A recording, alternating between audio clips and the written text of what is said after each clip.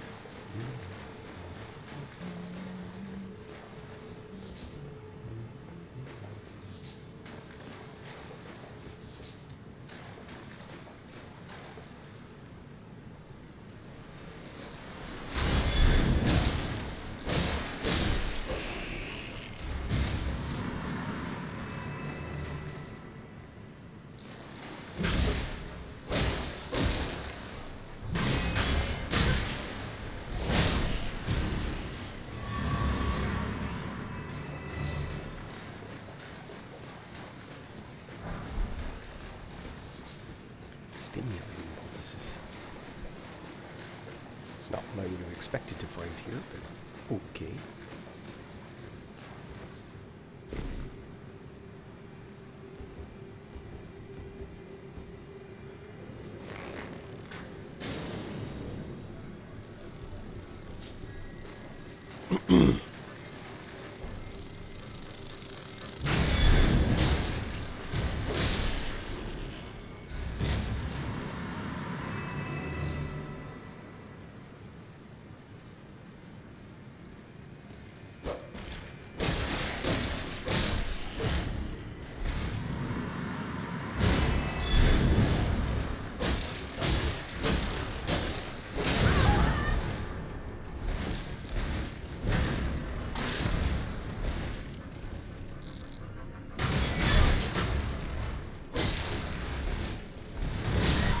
Oh no. Ah.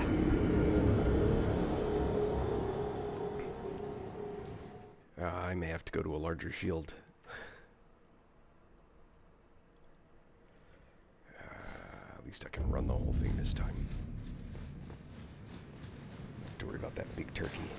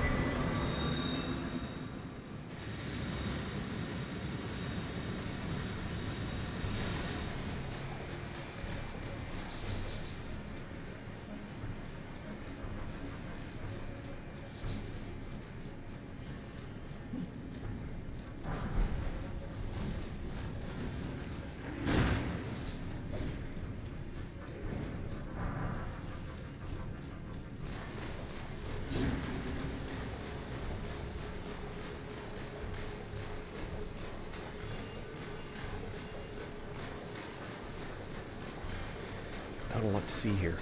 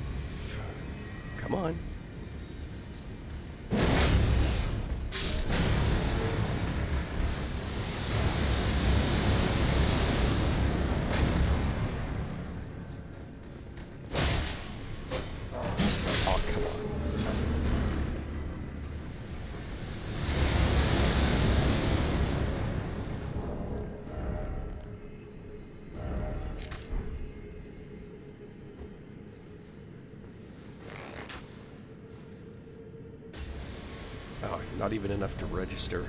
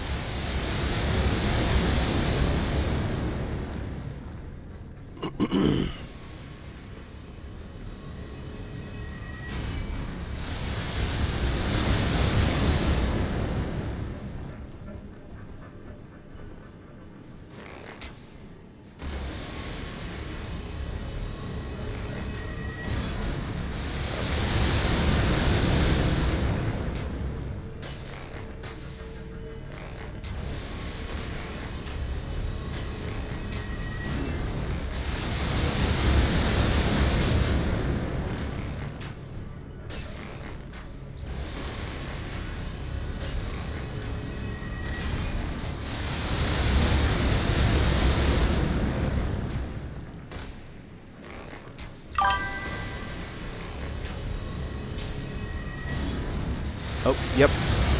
I totally agree. I normally play a caster build. I'm on a challenge that I'm only allowed to use stuff that would be like a medieval knight. So a poison-tipped arrow, a fire arrow, regular arrows are all kind of like in the allowed category. Actually currently have, should be regular arrows. Broadsword, brass shield. No one really would have made a shield of brass, and if they did, it sucked. But game's the game, and all of the armor pieces are, I'm calling them knightly because they have the word knight in the name.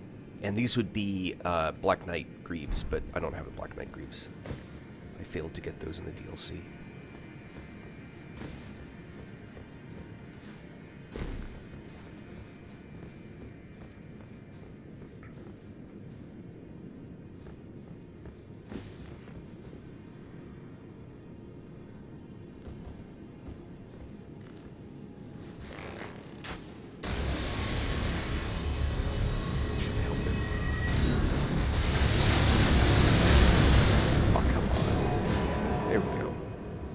Letting the poison do its job.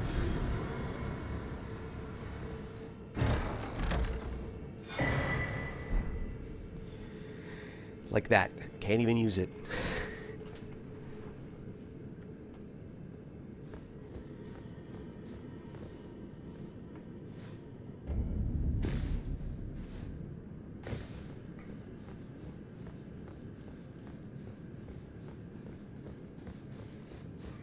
Let's see here. Which area am I in? Oh, I know where I am. Alright.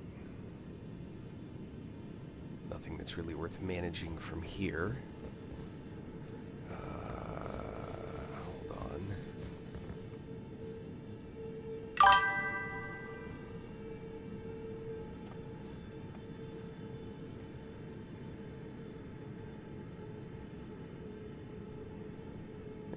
Well, so I am allowed spirit ashes, but a very limited set of spirit ashes at the moment.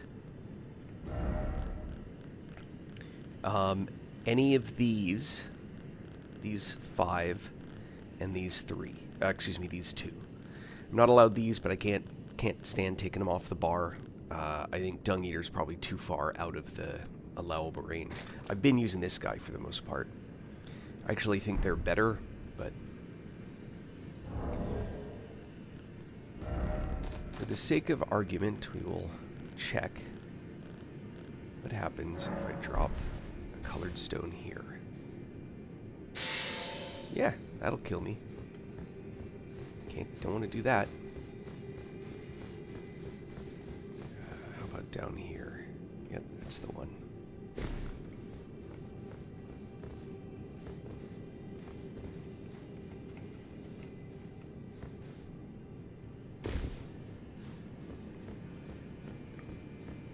Well, I'm in New Game 3, so...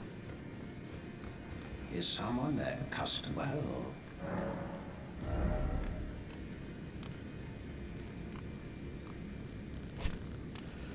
crazy stuff. Let's see.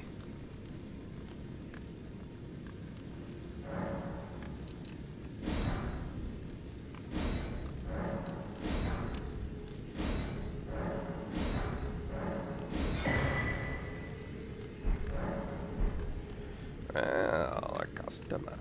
Actually, I should sell some stuff to him. Yeah, I'm going to sell you some things that I don't need.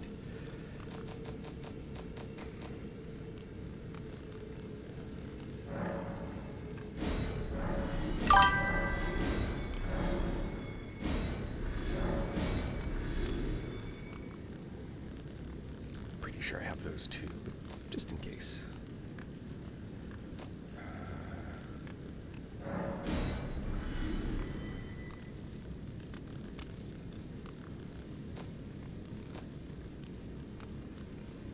Yeah.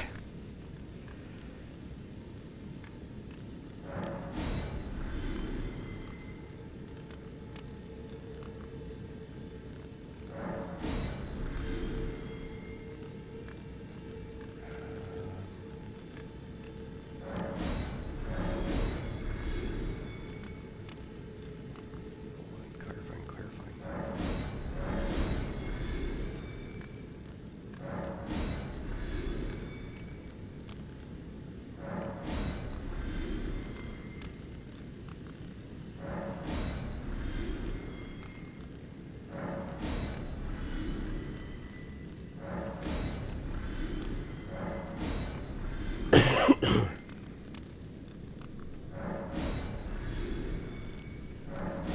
I just hadn't gotten around to cleaning house in a bit.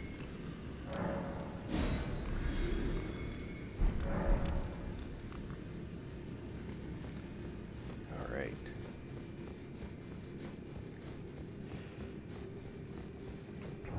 You know, the funny thing about it is that according to, I think that's one. Yeah, that's one that I have.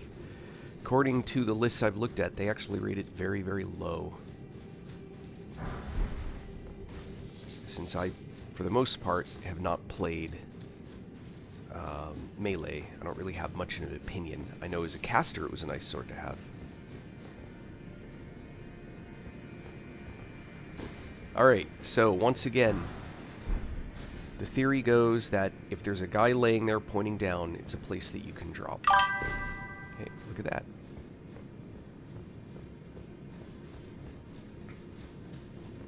But as straight melee, apparently the battle in the straight melee blades, or in the very claymore? No, I'm using a broadsword. I have a claymore. I don't have everything, but I have a reasonably large assortment.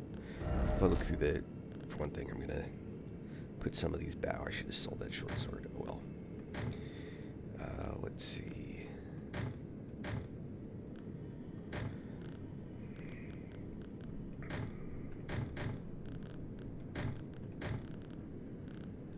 Clean house. I'm still playing a little bit with these, so I'll probably leave them alone. I don't have the farming for this right now. I haven't done that quest. Oh yeah, Claymore, I mean, don't get me wrong. It's an excellent blade. I've always been more of a caster type, and so I'm just learning the melee part. There are definitely trade-offs. Claymore's Y-hander is another really popular one in that set. I'm trying to work with shields.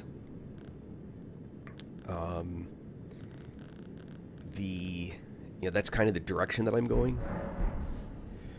And so if you use those big heavy swords, you're better using it two-handed than one-handed for the most part.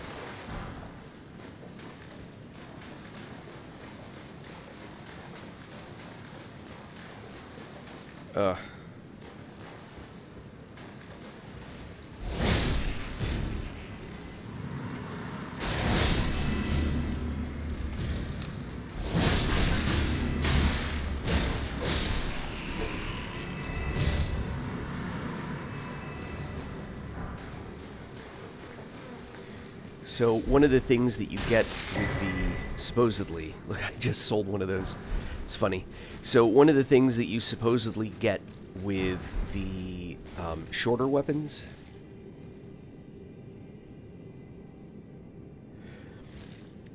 yeah, right now I'm sticking with a medium shield, and apparently in terms of the defensiveness, the brass shield is the best one.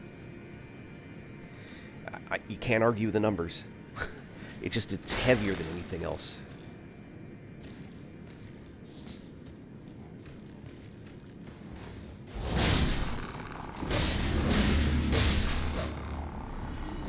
So the difference between the broadsword and the noble slender sword is the noble slender sword doesn't hit quite as hard, but it has a longer range. It might even do a better job of stance breaking. Right, but see, it only did 882, and with the broadsword it was doing over 1,000.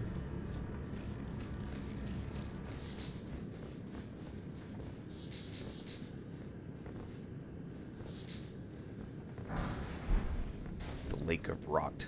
God, that place is disgusting.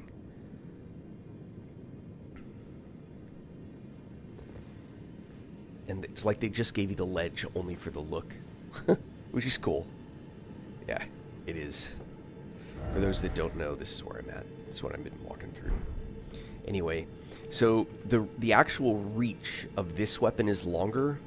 So let me, doesn't really matter how I do this. So if I put the broadsword, right? So just picture any spot. So see how the broadsword, this is the Noble's S-Stock, right? The tip is kind of right at the edge of that rock right there. So the broadsword's much shorter. The disadvantage is it doesn't hit as hard.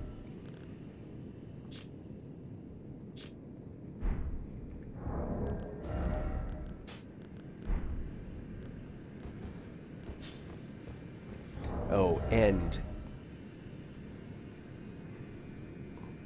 hold that thought.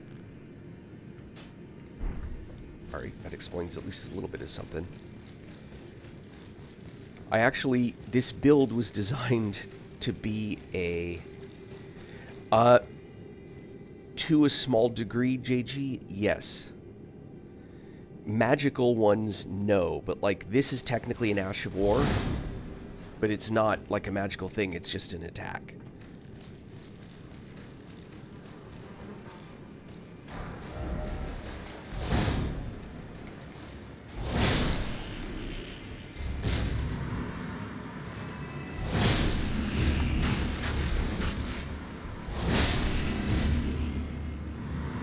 It uses FP. And apparently I am allowed some minimal amount of, like, spells. Kind of like, you know, praying to God before a fight, I think is the logic that was used behind that. A potion of healing is not really any more believable than a healing spell. Is kind of the way I think it gets looked at.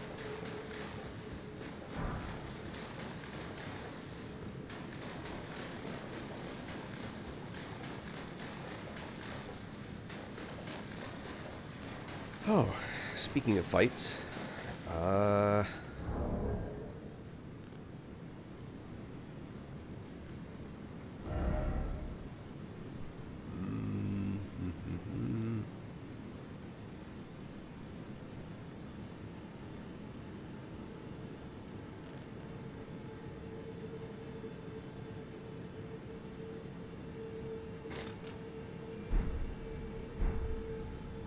oi.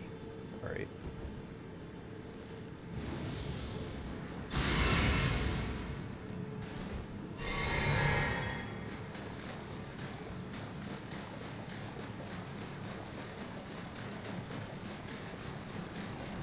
So I can call a fellow knight to help, is kind of the idea, I think.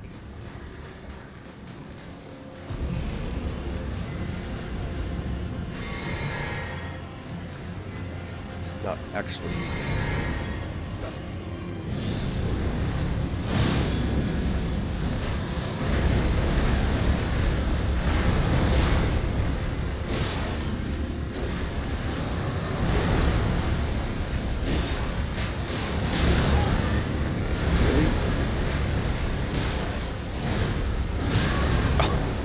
Man.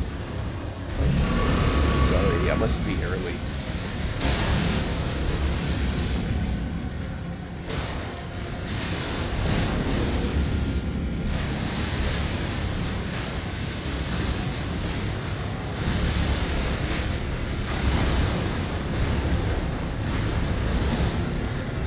This guy moves too fast.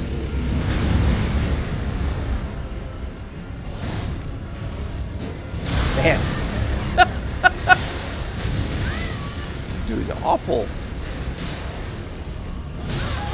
I'm just trying to land a hit. Come on. Alright, well, it's official. On this fight, for sure, my Ash did all the work.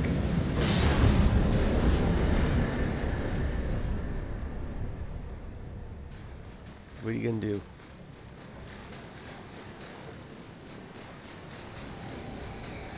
I fully accept my suckitude. Thank you, B.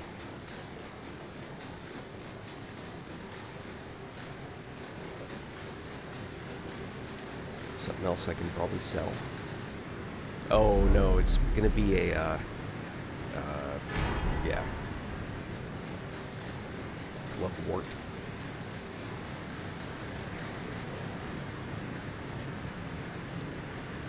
Time to go down. How do I go down?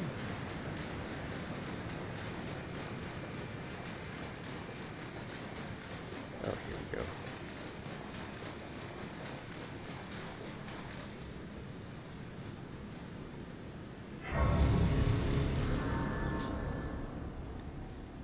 Okay, he's looking up there. It's like, what is that? Oh.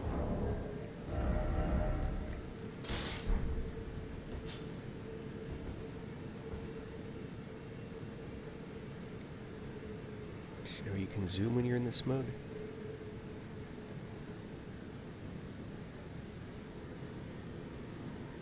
Huh.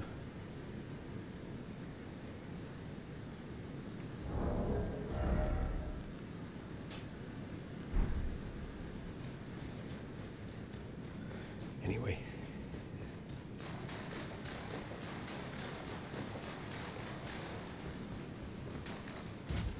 And, you know, people have already proven you can beat this game at level 1 with a club. People have also won doing no-hit runs. Not even sure I fully understand what they mean when they say that. Does that mean you didn't get hit, so every time you get hit you gotta start again? Or does that mean that you don't hit them, you're only using spells? What's going on there?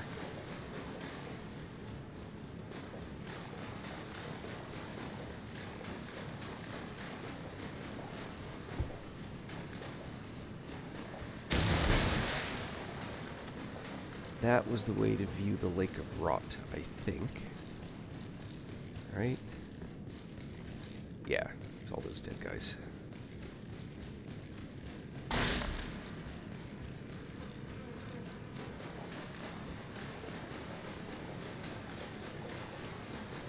It's funny to see other people and like what stuff they're using in builds and all that.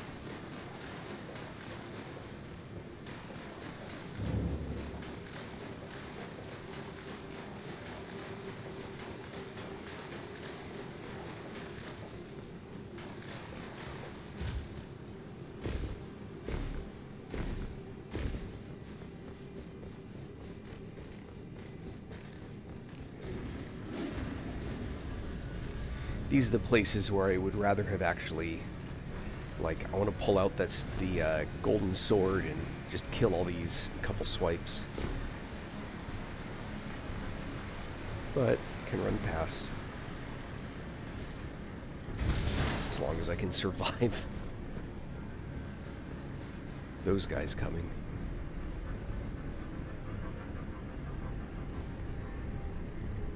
Bear, bear.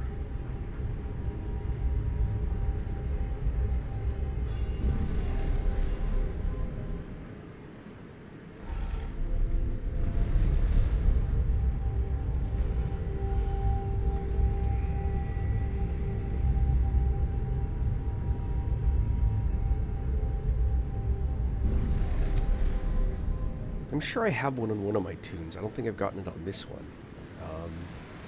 That's a style thing, though, right?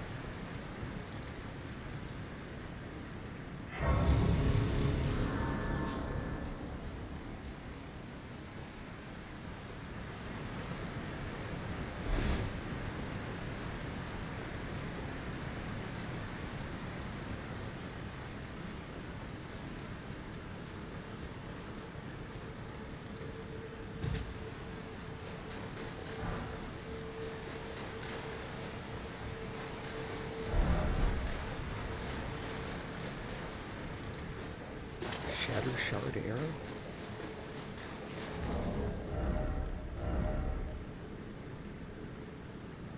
What do these do? Just like explode when they hit or something?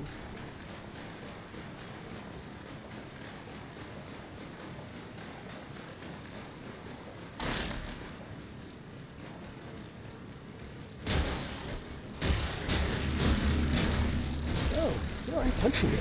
That's awesome. Blah.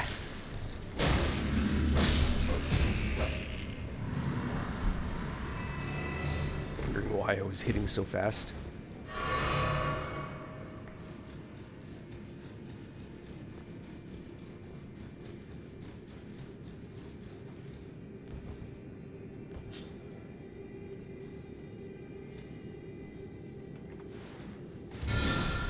Oops. That's not what I meant to do. Those ones.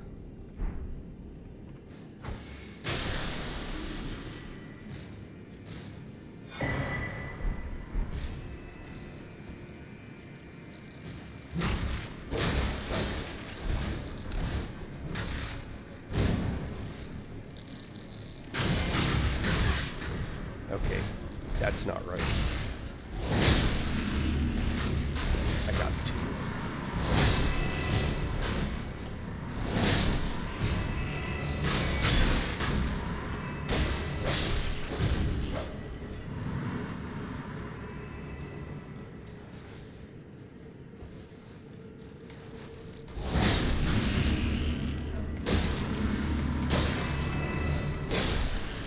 Stamina.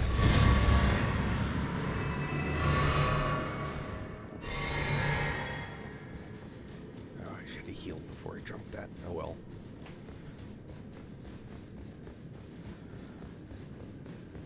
Yeah, sometimes, like, walking through trash, you get a little complacent.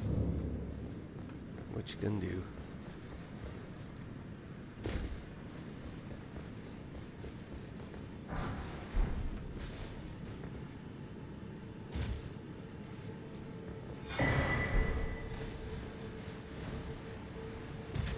Oh, I didn't send this thing back down, did I?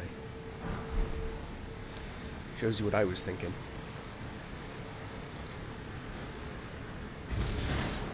Usually I send stuff like this back down if I'm gonna revisit. Guess I wasn't really thinking about it.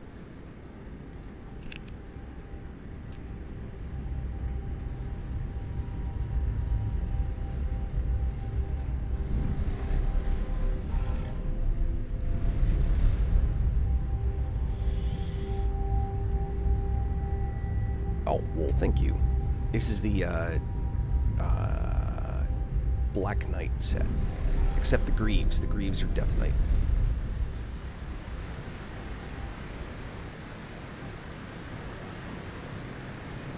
So, Death Knight set looks like this.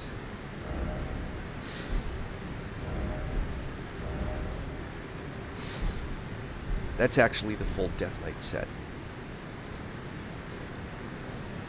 Which you get your Death Knight set as a total piece, so it's a pickup from the ground. The Black Knight you have to pick up one piece at a time, and apparently in 2 playthroughs I've missed the Greaves twice.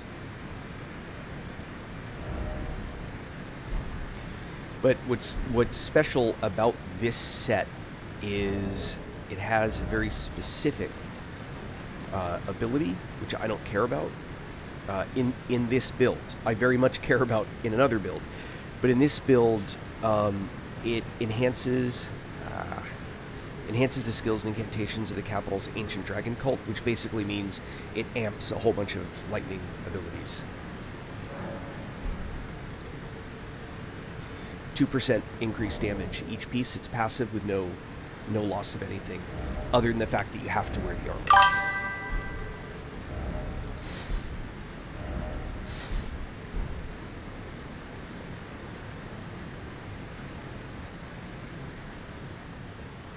What's up, Olivia Smith?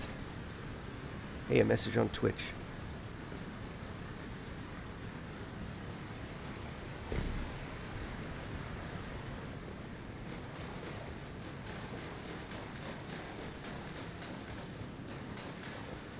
It is, and I'm not interested in any artwork or connecting on Instagram or Discord.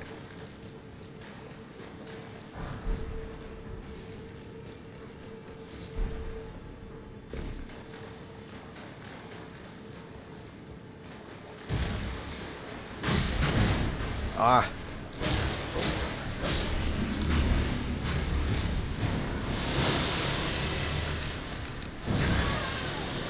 What? I had my shield out. I feel lied to.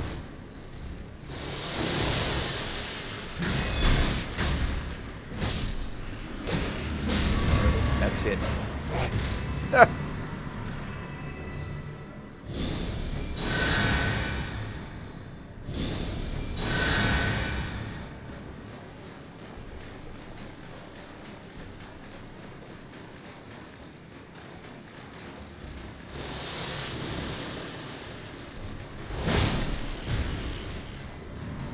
Unimpressed by your antness. Okay.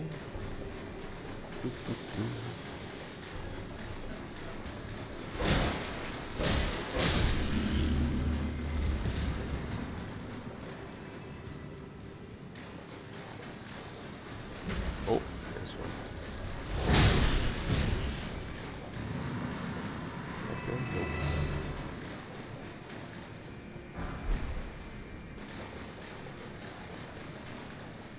Oh, hello, ants.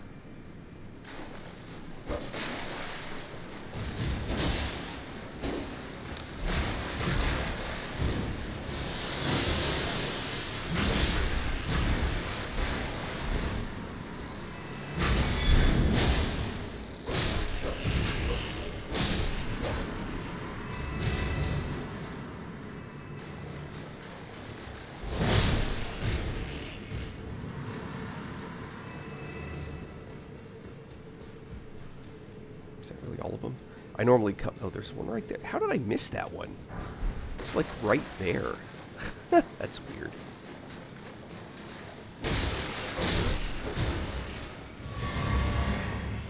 Should be a Lost Grace up here, if I remember correctly.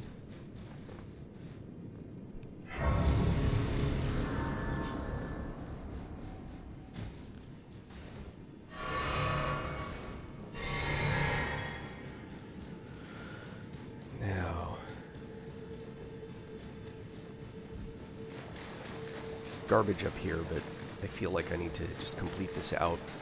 But I'll have an ant up there, if you saw it.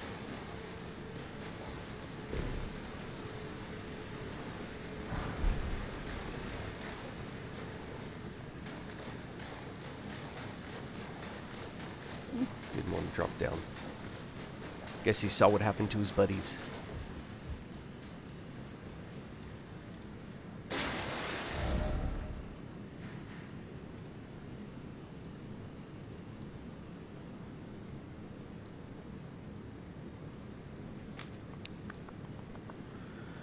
To get down to this area. How do I do that? I'm trying to remember. That's that place where I looked over the pool, right? This is where I fought that dragonkin. But this is the waterfall. I have to get down there.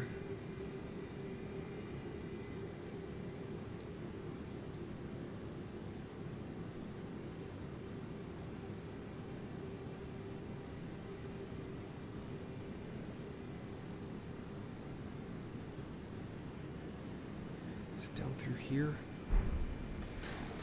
Let's find out. Go upstream. Yeah, when I did the Dragon Lightning build, the ancient Dragon Lightning build. Oh, I guess I don't go this way. Oh, man. I'm gonna have to fight through everything again.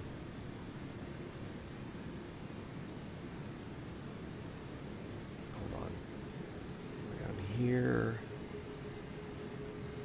Turn to the right.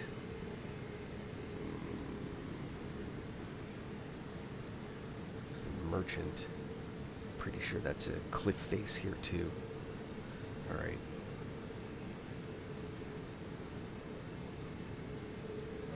Hate to do it, but I have to fight our way through some of this again. I forgot what I was saying.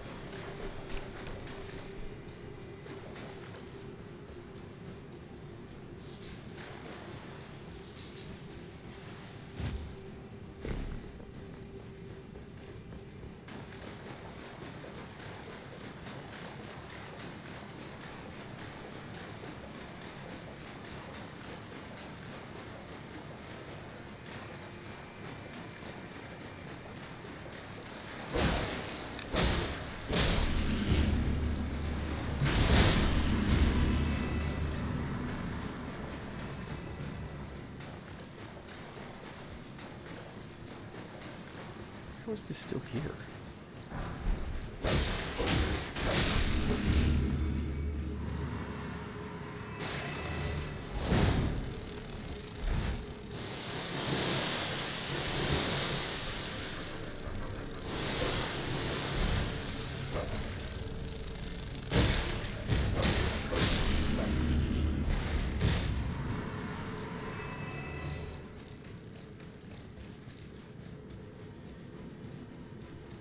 I don't feel the need to say hello to that guy.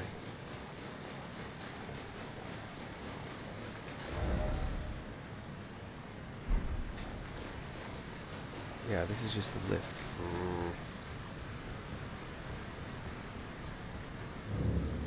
Oh. That's what I missed. Durr.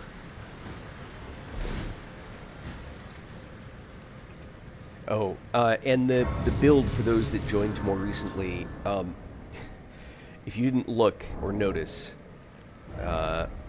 my endurance is 99. That way I can wear heavy armor without, and still have relatively heavy armor, but still have a light load.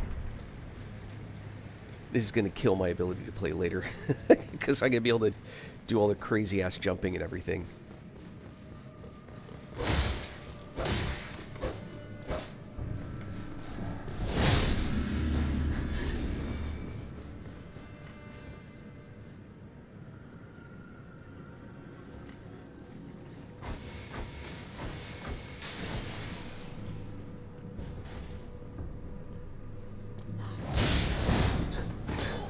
Come here, bastard.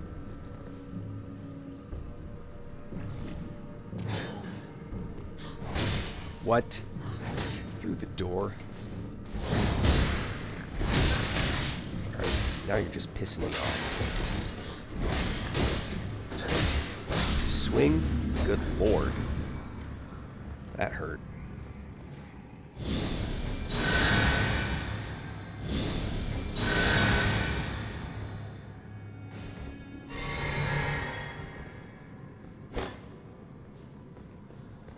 Huh.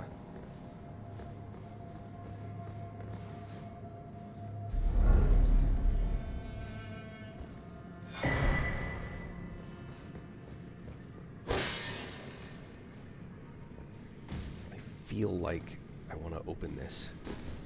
Well, I don't have a lockpick, so no joy for me.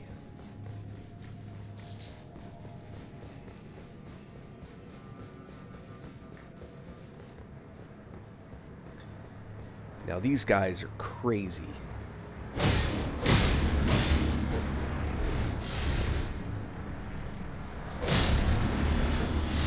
Chain reaction going.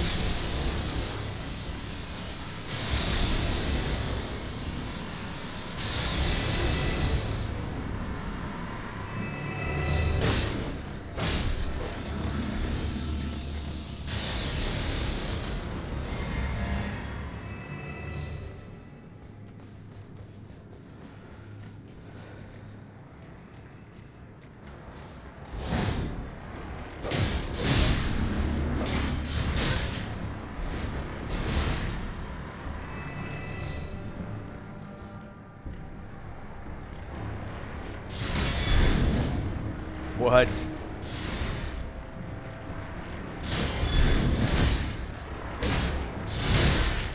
Oh! Ow.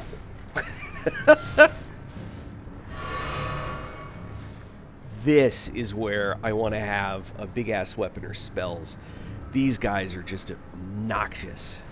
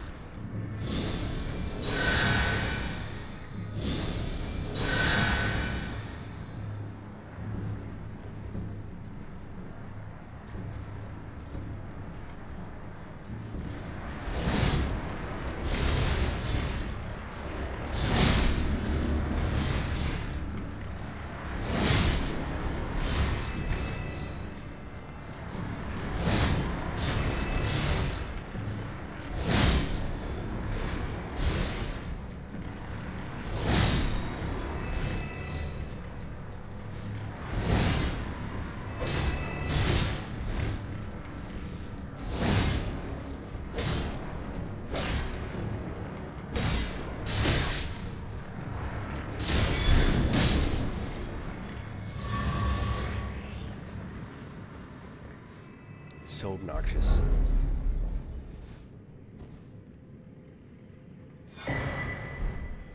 Didn't need that. Well, it is what it is.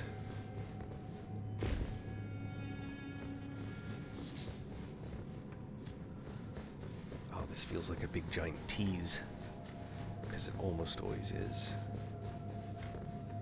Oh, there's something back here.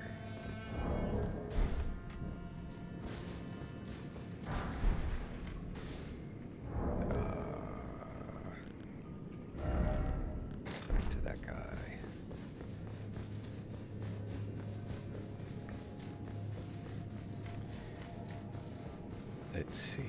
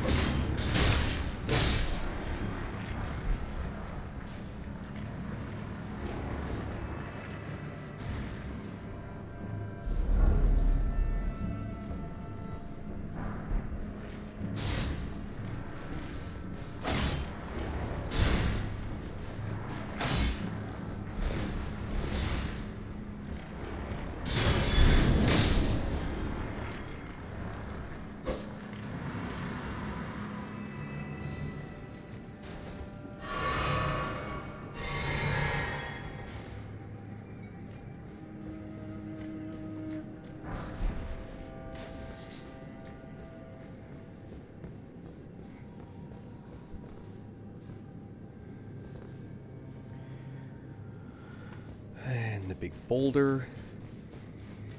Come on, big boulder.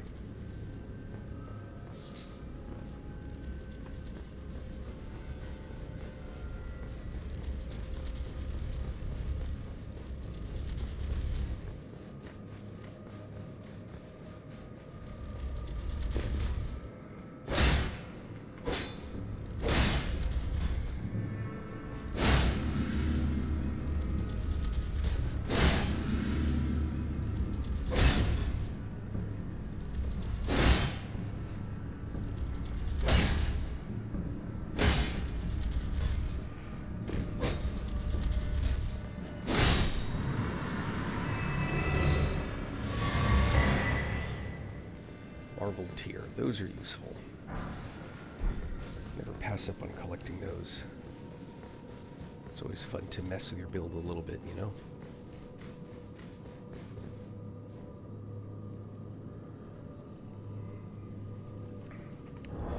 I think I'm gonna need to craft something big.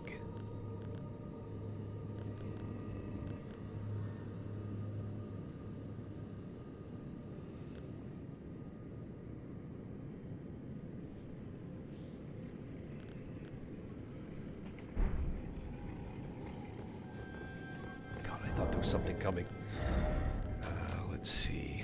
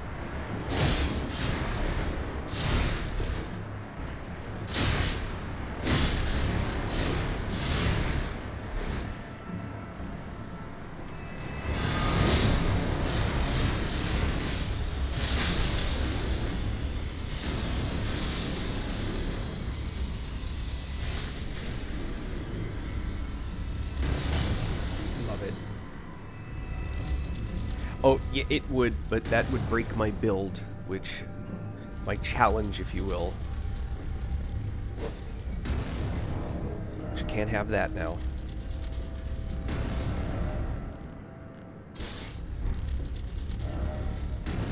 Poison arrows on this guy.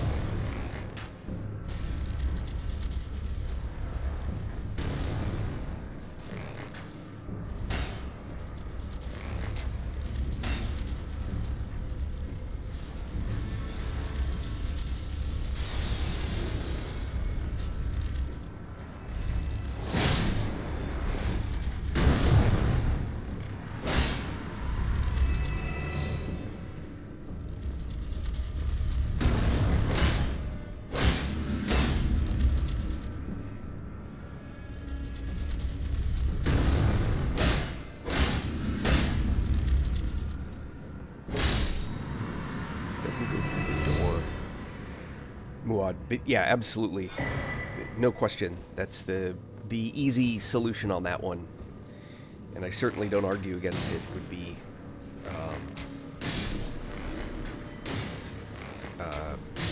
the, yeah, what's it called? The golden sword or whatever.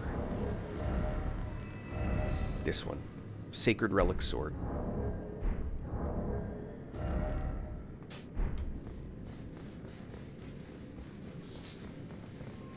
This could be like a smithing stone or something. Yep, all that guarding a smithing stone.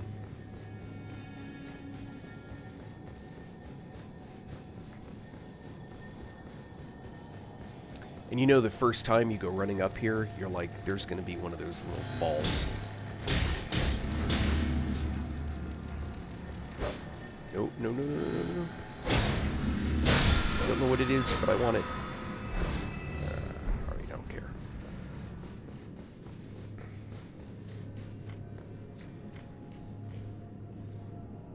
Oh yeah, I definitely want that guy for this.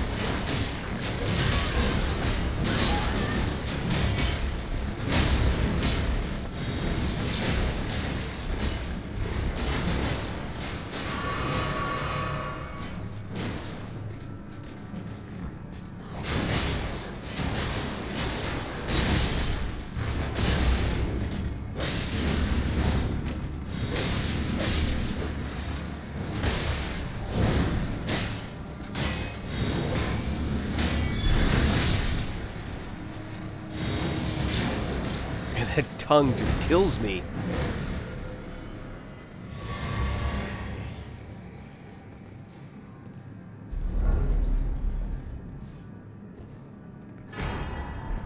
I just sold one of those. Already 2,000 runes.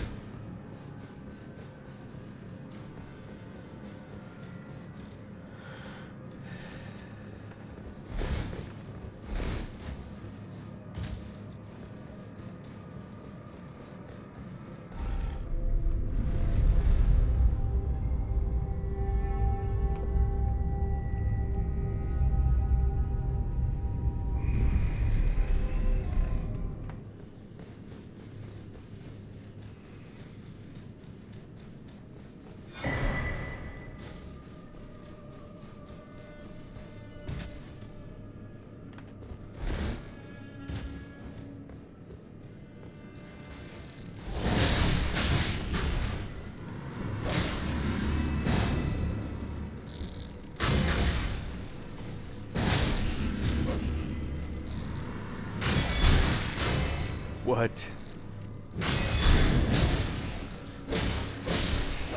Ooh, that hurts. Some formic rock here.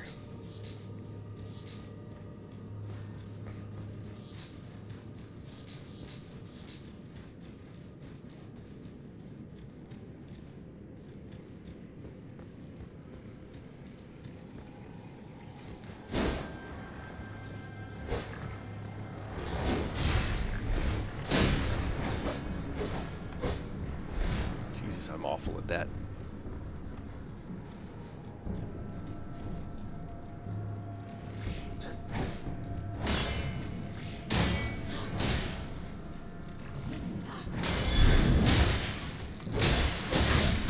Yeah, I saw that coming. Oh, how far back does that set me? No, it should be right there.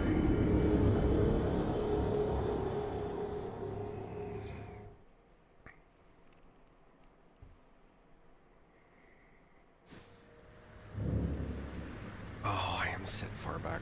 Oh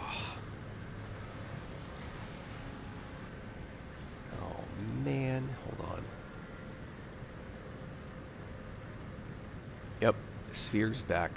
That means I gotta fight my way through a whole bunch of it.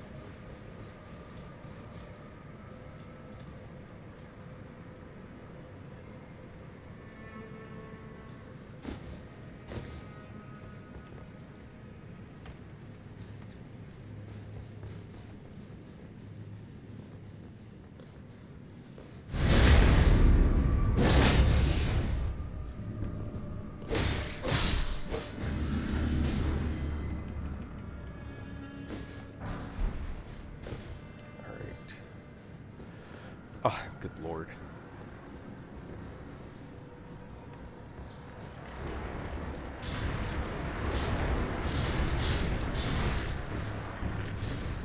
Oh, come on. Trapped.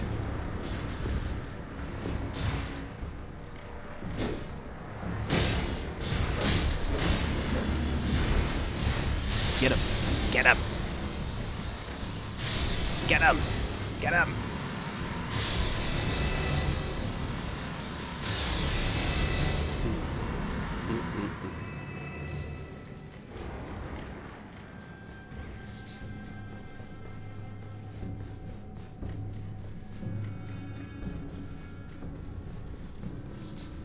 Problem is, I don't know if I'm going to be able to get this guy the same way I did last time. I can hope.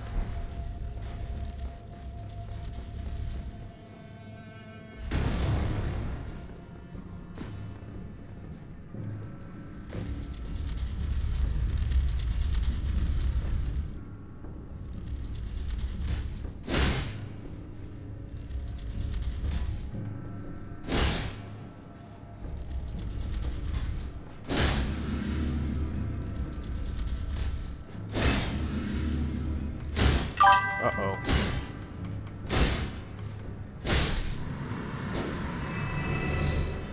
Yeah, you only get the larval tier once, unfortunately. Otherwise, you could farm the hell out of it.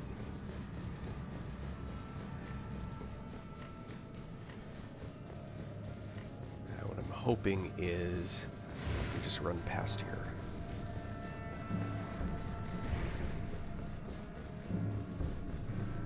Is that big giant sphere gonna... Nope, we're okay.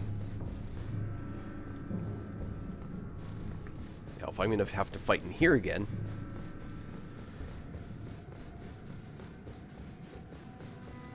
I am. Ah.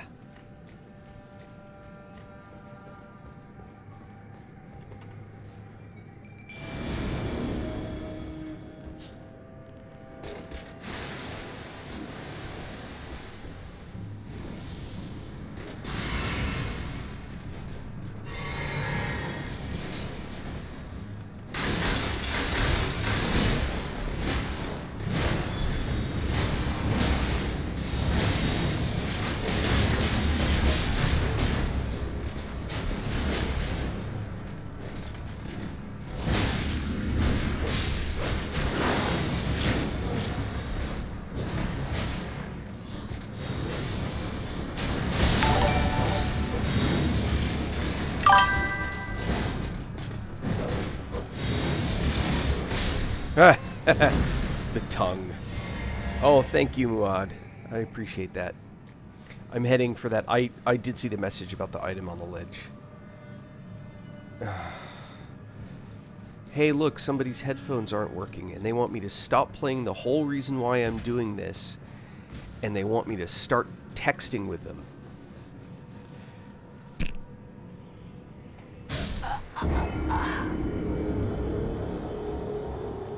That was awesome. And that was 600,000 runes.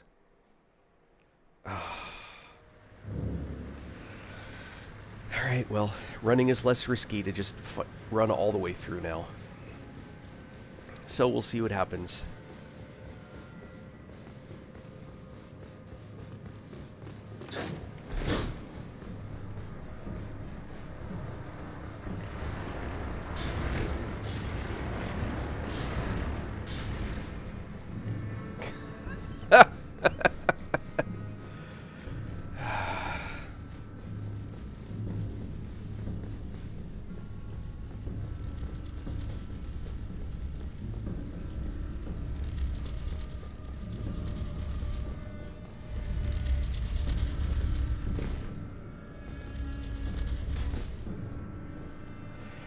Actually, at the moment, I can't. Because I have not done the quest that gets me on the ledge.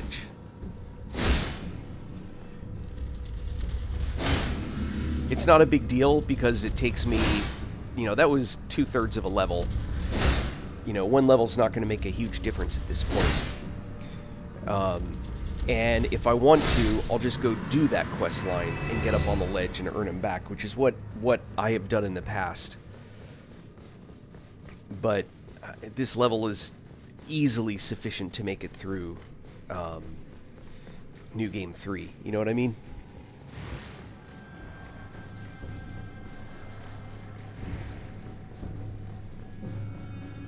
It's just stupid. I just did a stupid thing.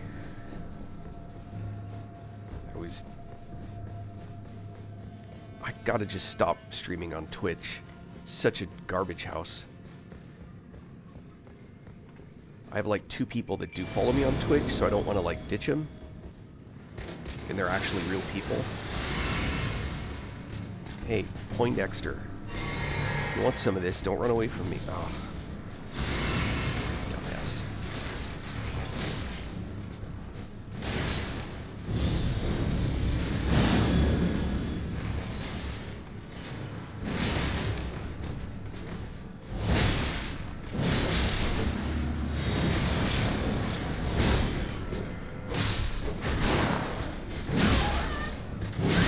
Oh my god.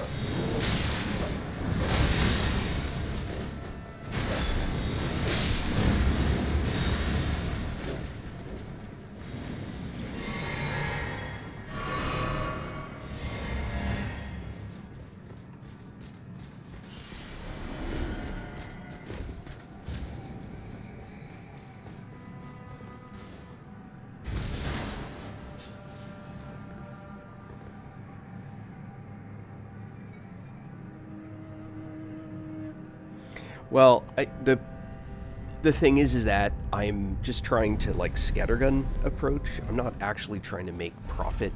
I mean, it wouldn't be bad if the servers are like, hey, this person's streaming enough, we'll pay him something. You know, a couple extra bucks in the pocket never hurts. But I'm also not up for people like paying me exorbitant sums of money. Alright, I'm really only after there. Just trying to think. There's stuff down there, but I don't think there's anything unique down that way that I care about.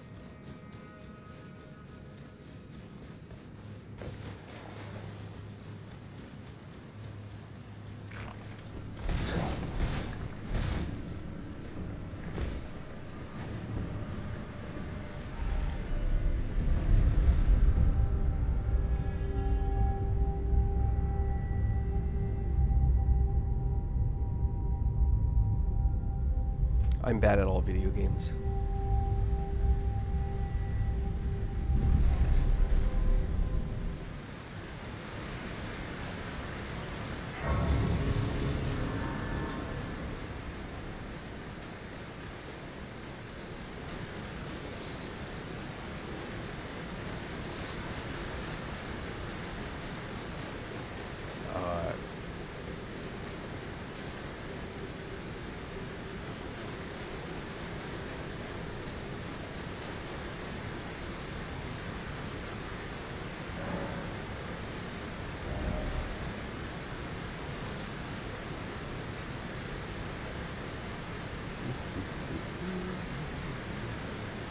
Yes.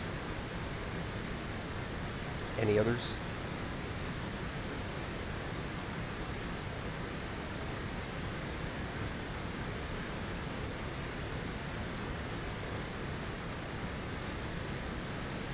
I mean, because... No game.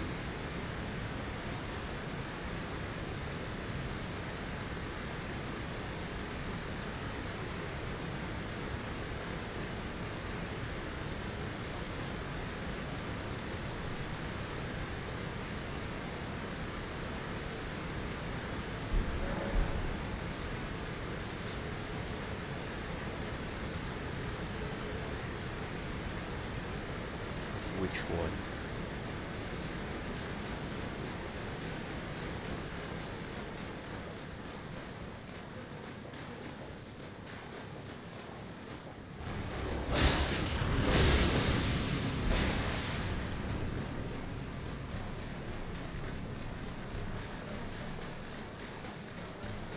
I'll have to be coming back here later if I want to do Ronnie's quest line anyway.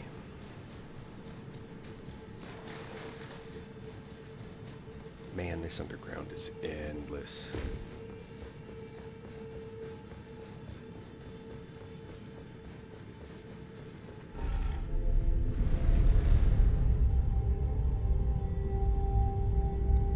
Godric Soldier.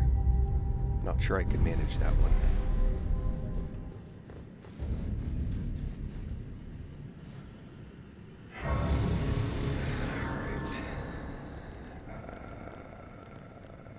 Yeah, I've got it.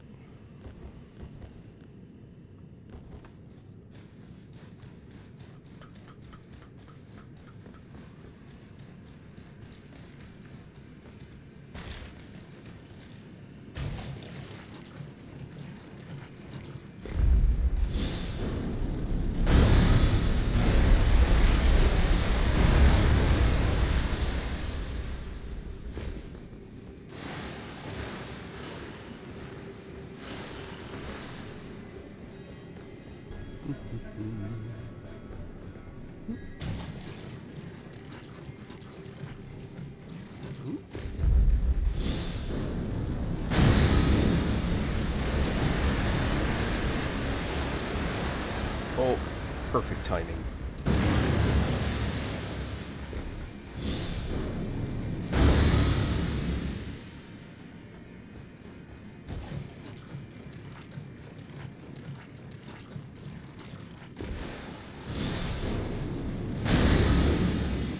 What is that over there, I wonder? Warming stone, that's funny. mean, I get it.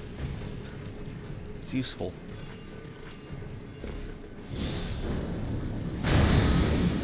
Most efficient heal, FP-wise, is the Warming Stone.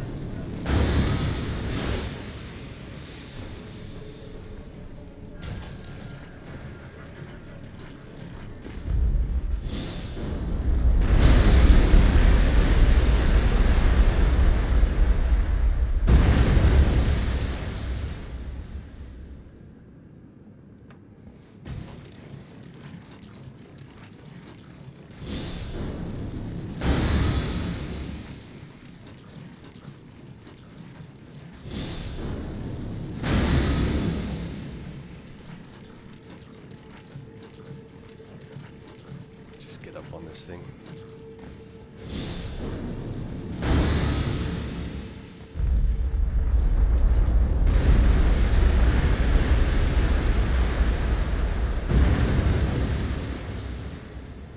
Uh-oh.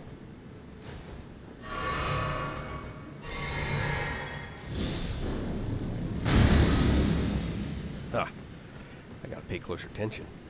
I almost missed that.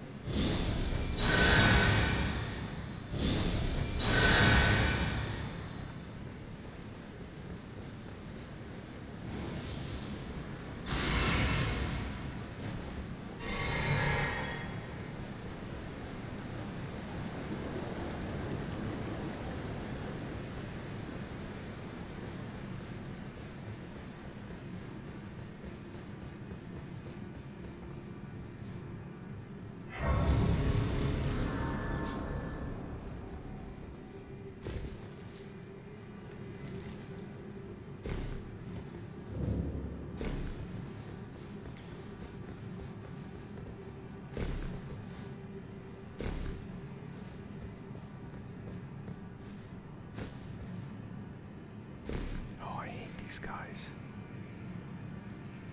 Oh, with a passion.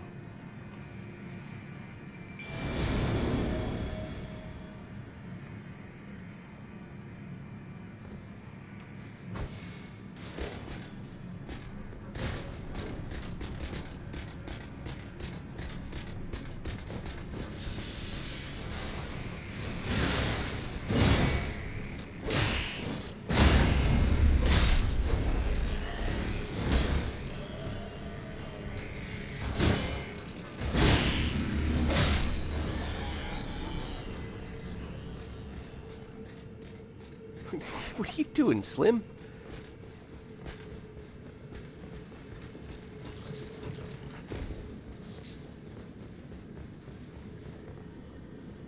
I think so. Didn't I? Ha, wouldn't matter now. I can't get back to it. It's okay. I'm not fighting these guys. I'm just going straight to the coffin.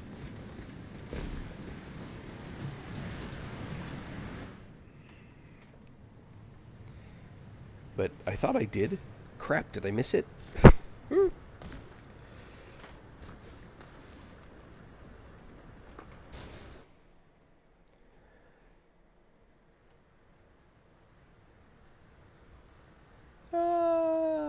the land of the lost.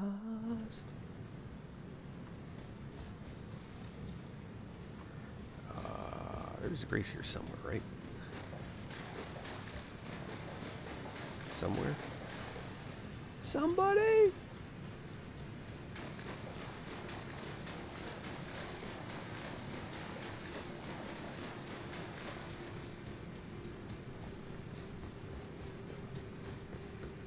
There's not.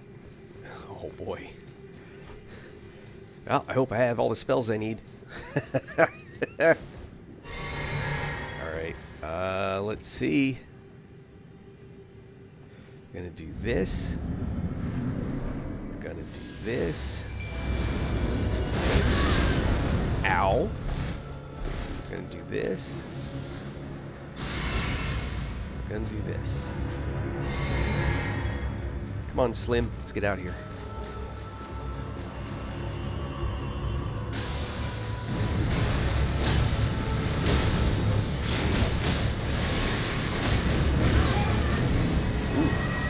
Uh-oh.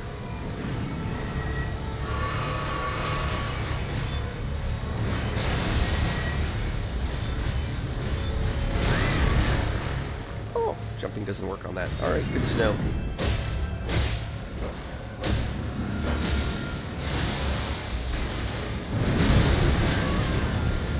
Ooh.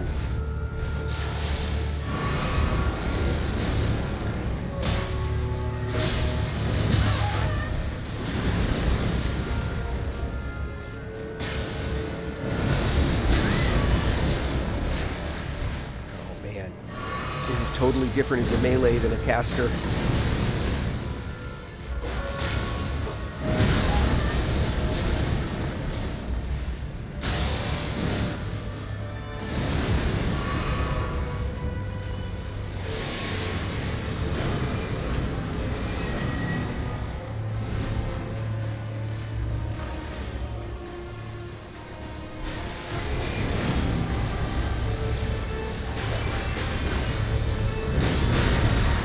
Come on. Give me something to hit. This is crazy.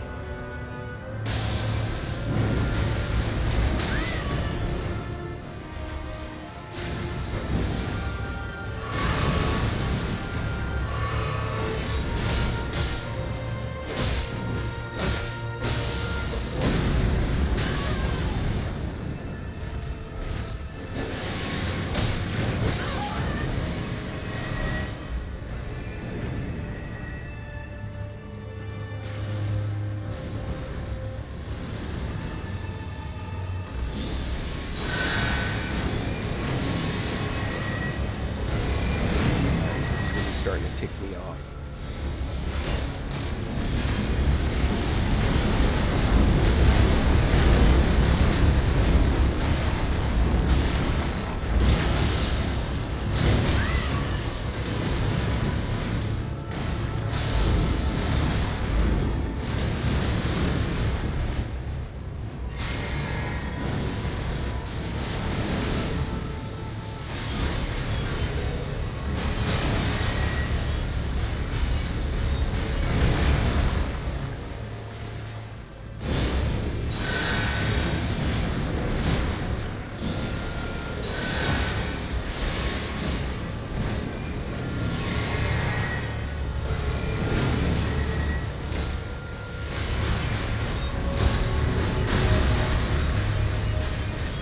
Back on, please.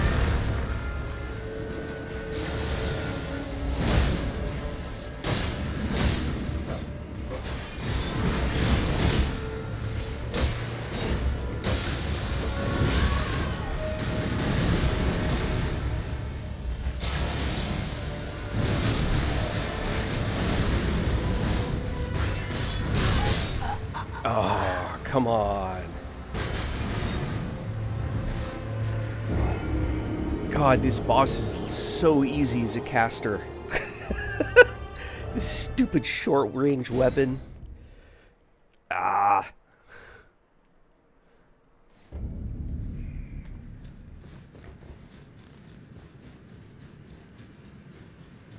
Can I still do the summon after this? I can, but I don't want that guy. That's what actually kills me. I want...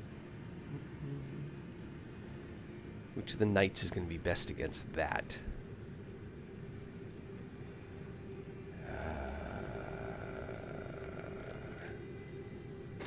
Alright. Oh, but I may not have enough to summon them. Oh, I do. Alright.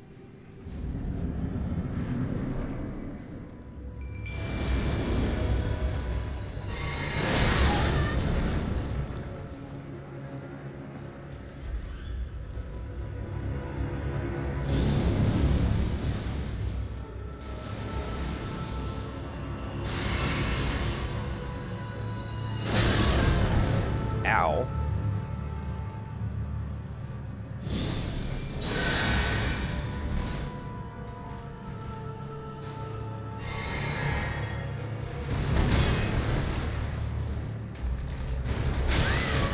What?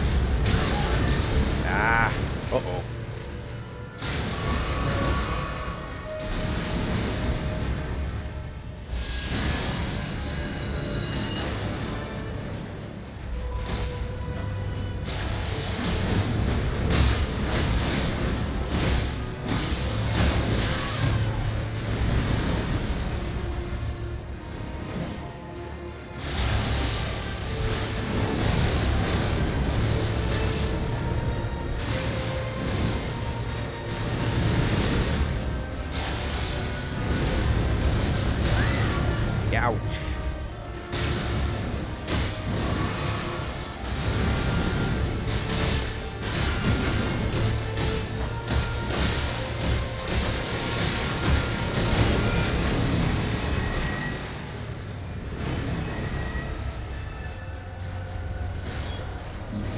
What's that ability? That's no good. No bueno.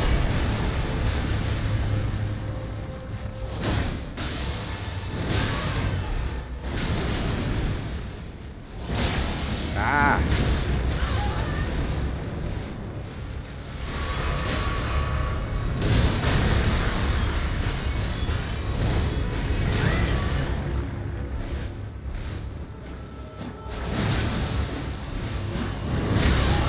Ah, come on.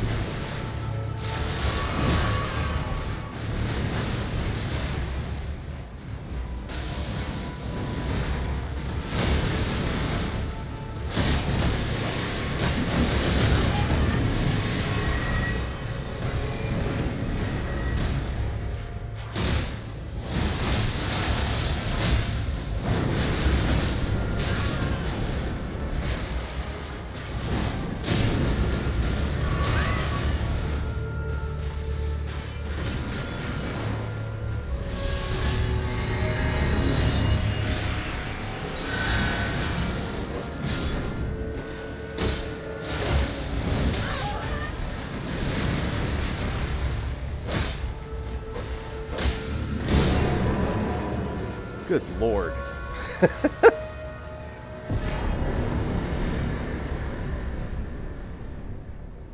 Ah, that fight takes too long.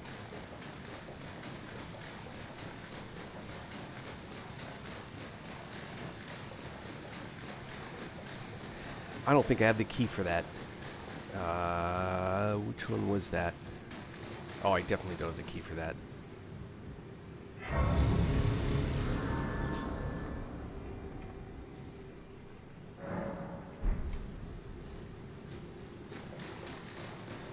But when I do get the key, I'm right here. So at least I got that going for me.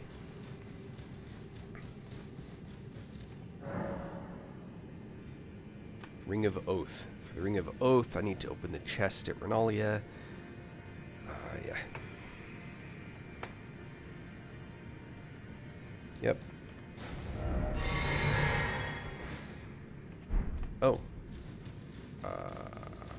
Forgot I left the runes there. I should go get those. Yeah, and to get into the chest, I have to get the discarded palace key, which is... crap. Where's that? Anyway. I have to rewind a bunch of stuff. I haven't even fought Radon yet.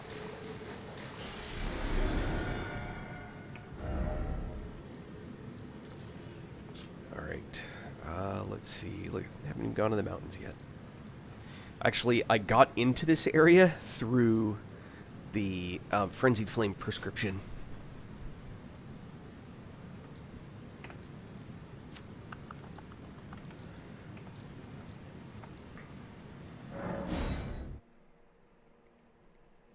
But I should be able to go to the mountains now.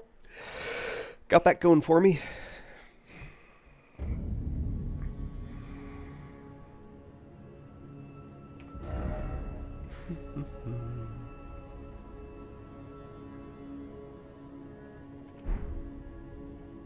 Oh look, it's Bach. Could you help, please? Allow me to... I'm happy. Master, I was scared. I know it. Master, do you ever make... I would, well, rather, like, don't ask. I am your...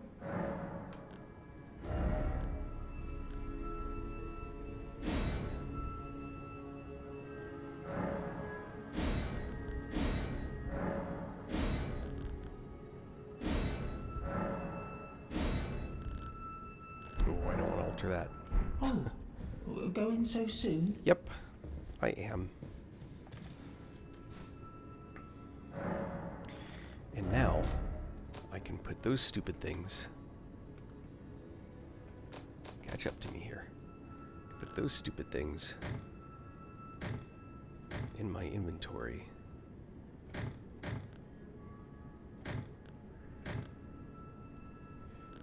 I'm gonna keep those on me.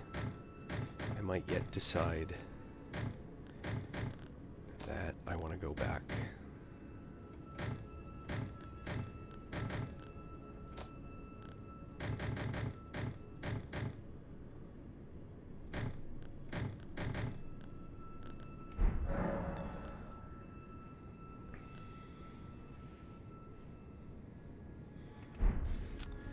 Alright, let's see.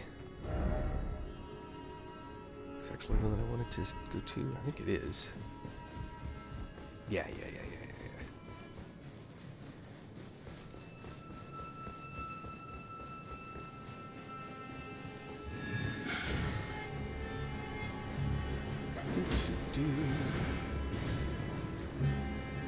Hello, everybody.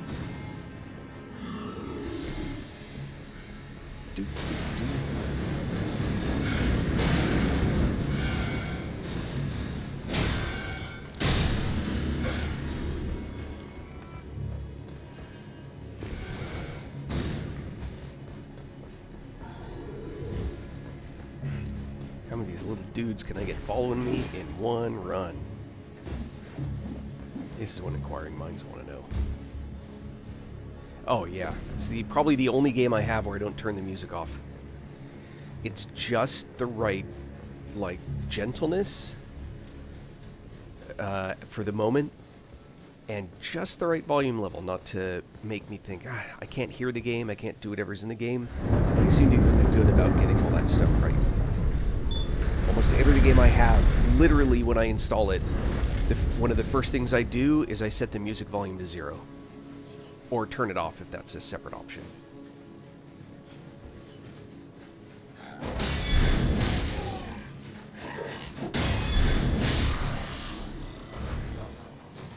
What is my... Hold on. That's never really engaging that.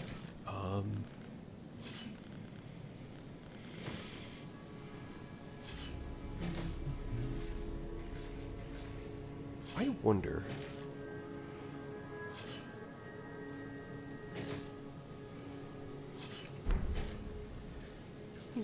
check something.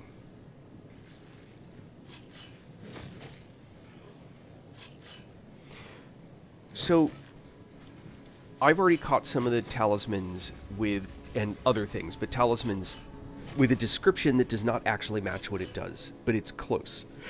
And so, what I wonder is the Dancer talisman give you higher attack power when your total weight is low, or when it's lower than your theoretical carry limit? I don't know the answer to that.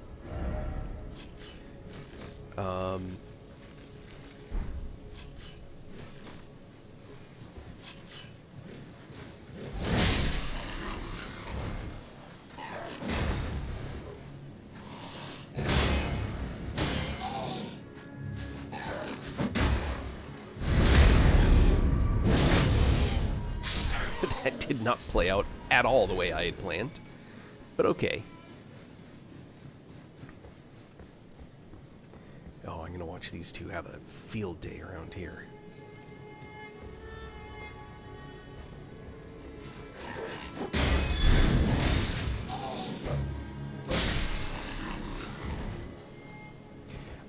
I want to test that theory.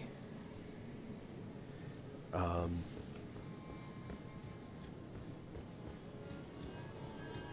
on. Get down in here.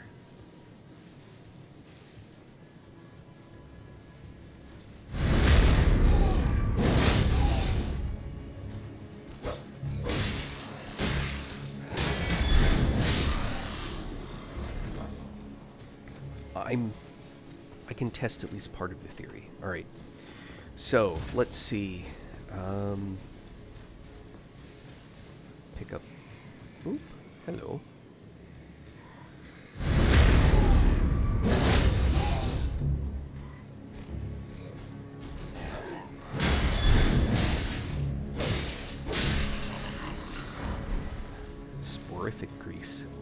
sleep.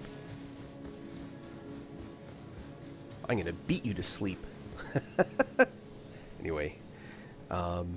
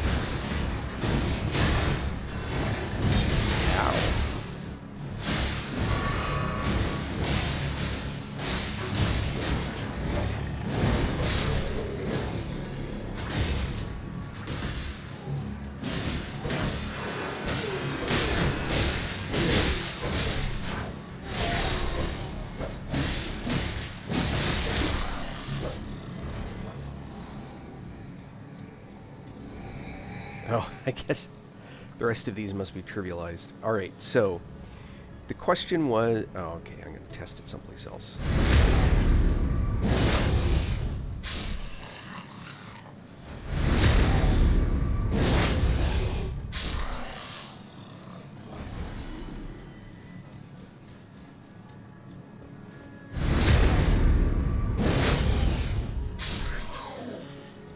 This is for what your buddies did to, what's her name? The Weeping Peninsula.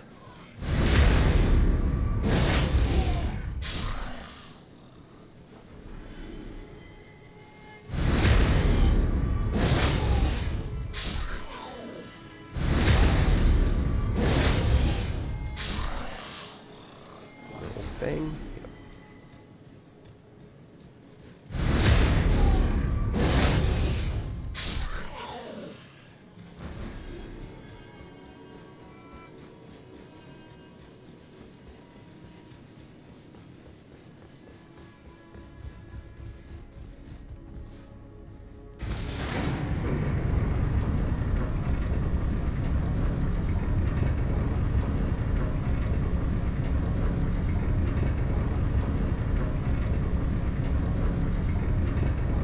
Elden Ring has the right level of detail.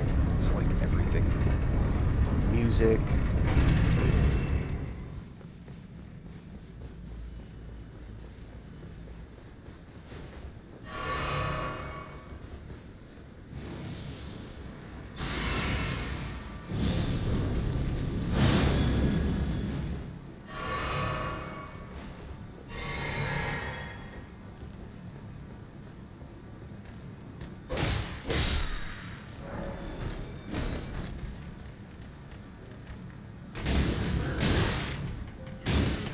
The hell?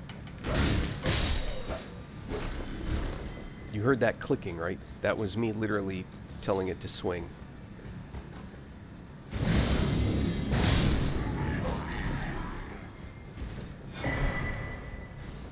Could have left that there.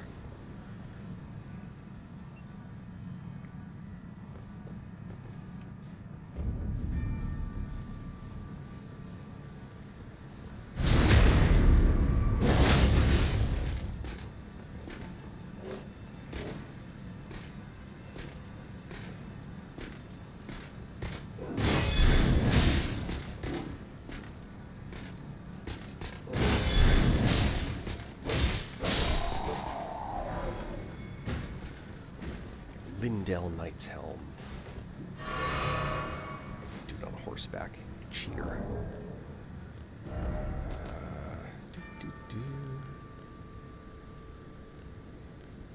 Nah, whatever.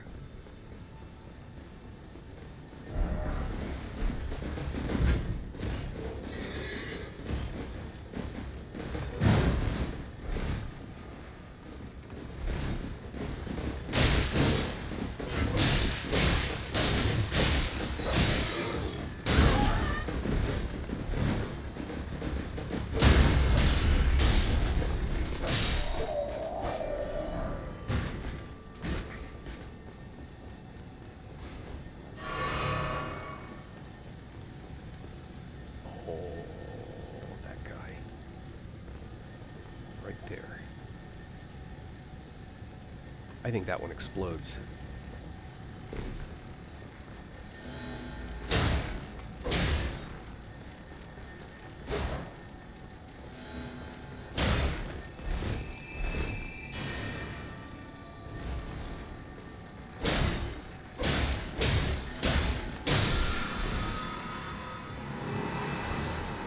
Nope, it doesn't explode. Just turns into a bigger one. Normally, this is not how I play. I normally do caster builds. I'm enjoying this probably because I'm so much more powerful than everything. But I generally do caster builds, not otherwise.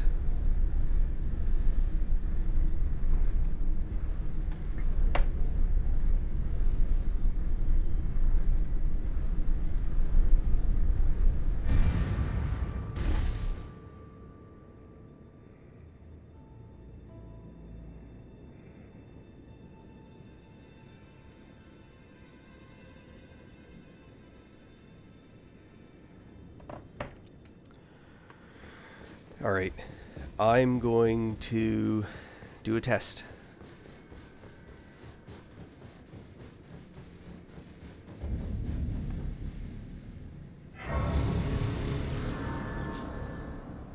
Alright, here is the test. I'm going to go back.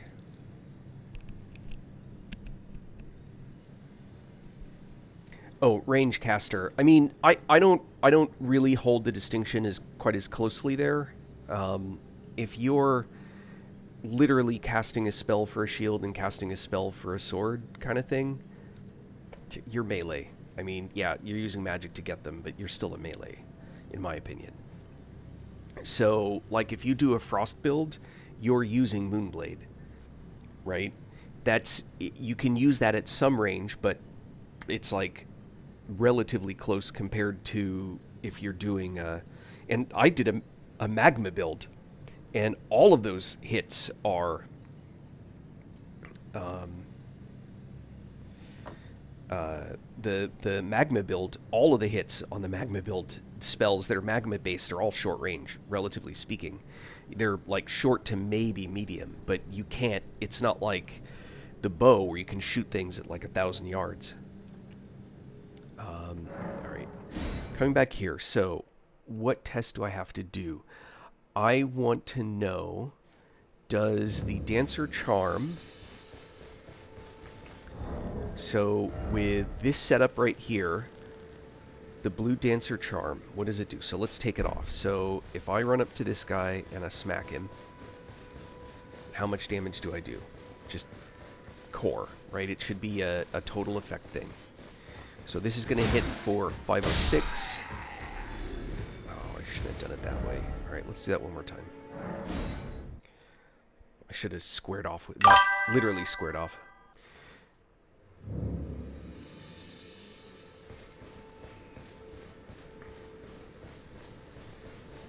Sorry, I shouldn't have charged into him. That's a special attack.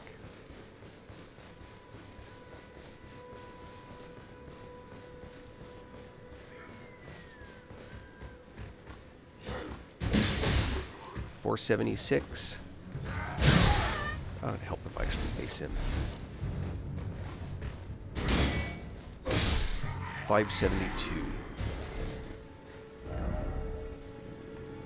Let's do that one more time. Sorry, not really trying to bore you guys, but this should be a meaningful amount.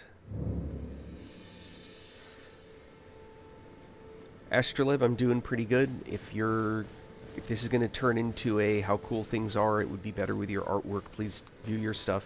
Connect on Instagram or Twitch or Discord. You can stop now.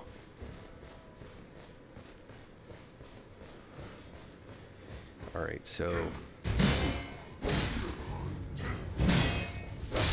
572. That's the number I'm looking for. 572. Okay. So now...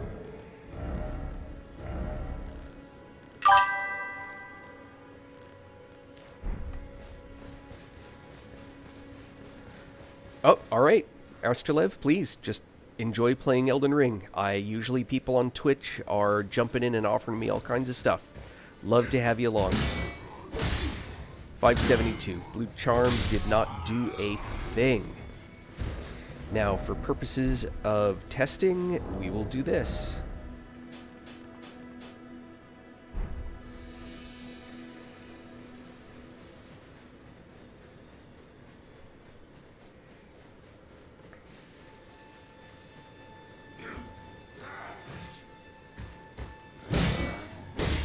$643. Yep. Alright, so it is tied to your weight, not the difference between your possible load and your load.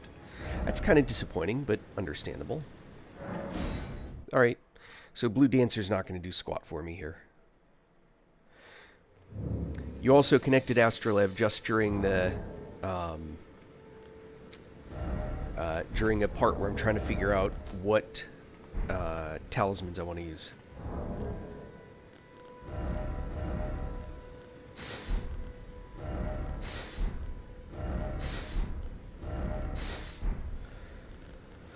So Blue Dancer's not buying me anything. I could raise Poise, just makes me harder to break. It's not. This is another character on next game 3. I mean, I could do HP max, but I'm almost never max. I've done this, where I get the hit points back. Excuse me, the hit points back. And I'm in somewhat of a challenge build, where I have to, aside from talismans, I have to be like Medieval Knight. And so I'm trying to figure out what talisman makes the most sense. I would prefer one that's offensive, but I think I need one that's defensive. The other option would be to use Old Lord's Talisman just to make what incantations I use last longer.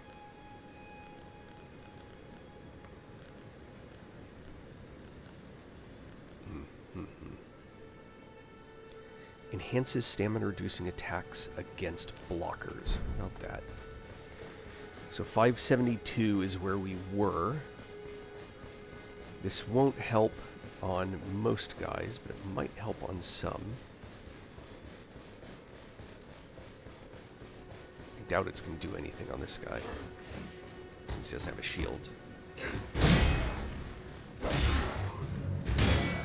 Yeah, 572. I think one of these guys does have a shield.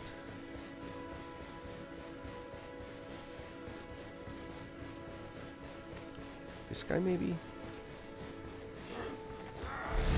No.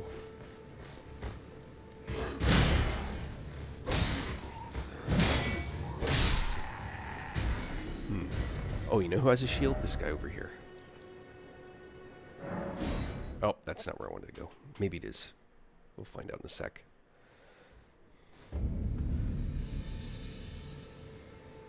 Yep, that's not where I wanted to go. I wanted to go here, north.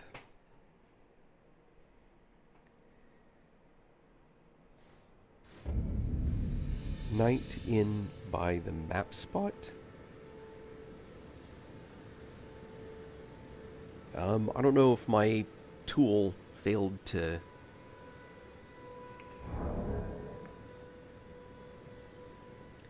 I don't know if the tool failed to pass along the full message.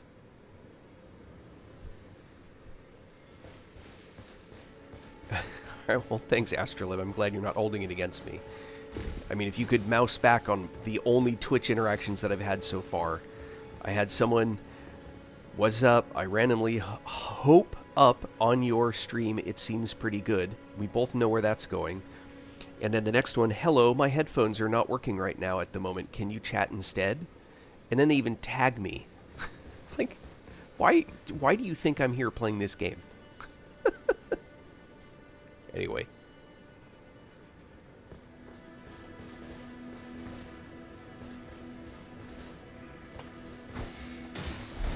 Come here, Slim.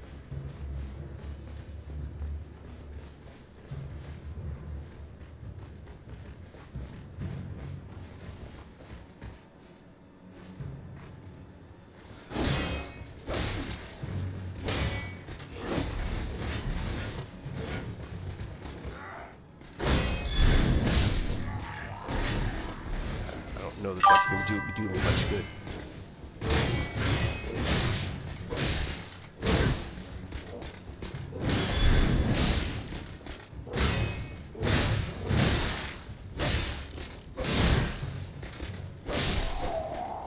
Huh.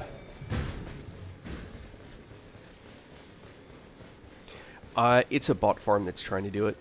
It's all stolen art and AI generated, so it doesn't cost anything to make.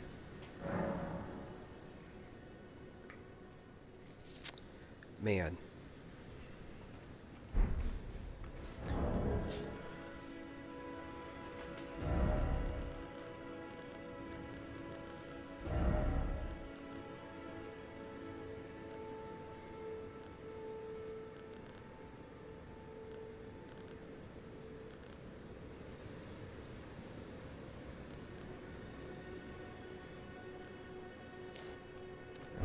I guess I'll do the rare crits that I get.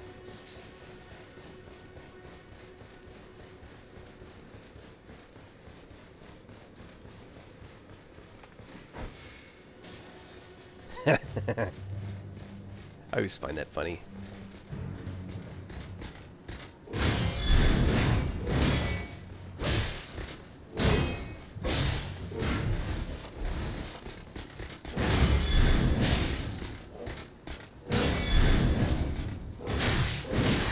Ow. Oh. Ooh. All right. No worries, Astralev. I will show you how much worse I am at German than you are at English pronunciation or typing. Guten Tag. Which is probably wrong because I'm pretty sure it's night there. Well, I mean, assuming you're in Germany. Guten Noche, mon frère.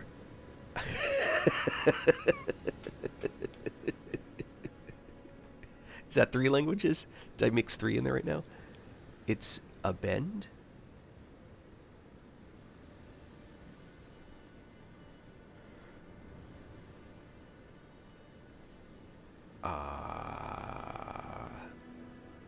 Guten Abend. Oh, okay.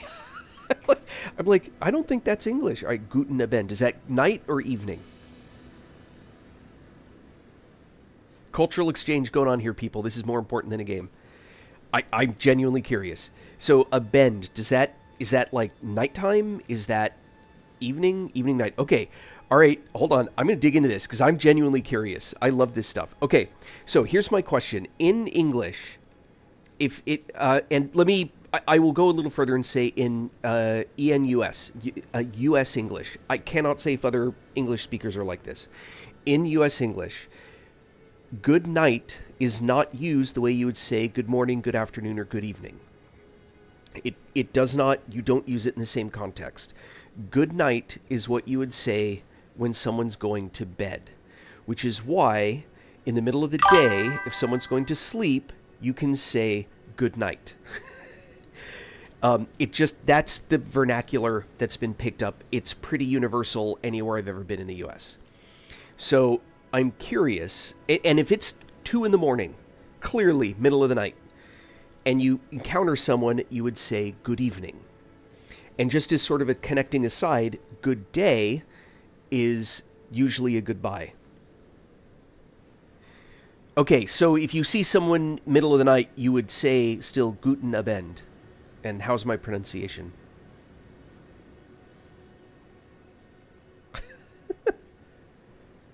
Guten Nacht.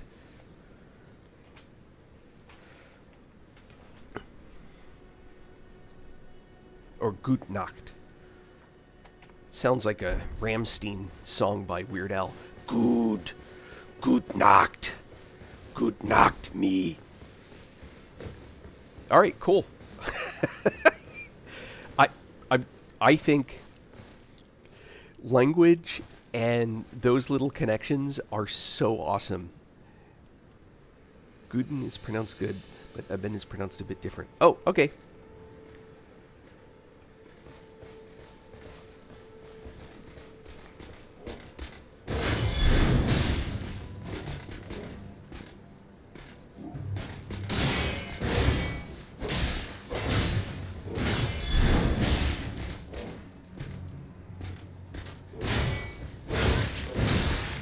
Alright, cool. Other than this thing we'll make fun of you endlessly about, you're right. Alright, I have another question. And this is with deep love and respect, by the way. I don't want you to misunderstand. Is it just me, or do Austrians sound, like Austrians speaking English sound like a German that's being very effeminate?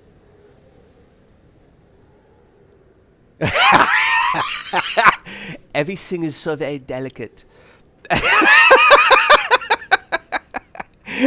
And every Austrian I've ever asked that, I've tried to be very careful about asking, you know, be friends with them, know that we're kind of good-natured, and they're always like going, no. All right, thank you. I feel a little bit better. It's crazy. I have a, when I was still coaching Taekwondo, one of the people that I worked with, their kid did. Yes. I am very good at keeping it inside, but when I hear it. Anyway, so this guy, he is Austrian. His wife is Sri Lankan. They're both awesome, so don't misunderstand that at all. Their kid's great. And he was one of the kids I worked with in the Taekwondo gym on their competitive team for performance. A little bit of fighting too, but mostly performance.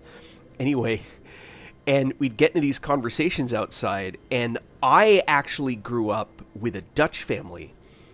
And I'm sure that you've encountered this too, but basically Dutch sound like Germans that are really pissed off and shouting all the time. Especially at least when they're speaking English. And so I'm used to this like Dutch heavy,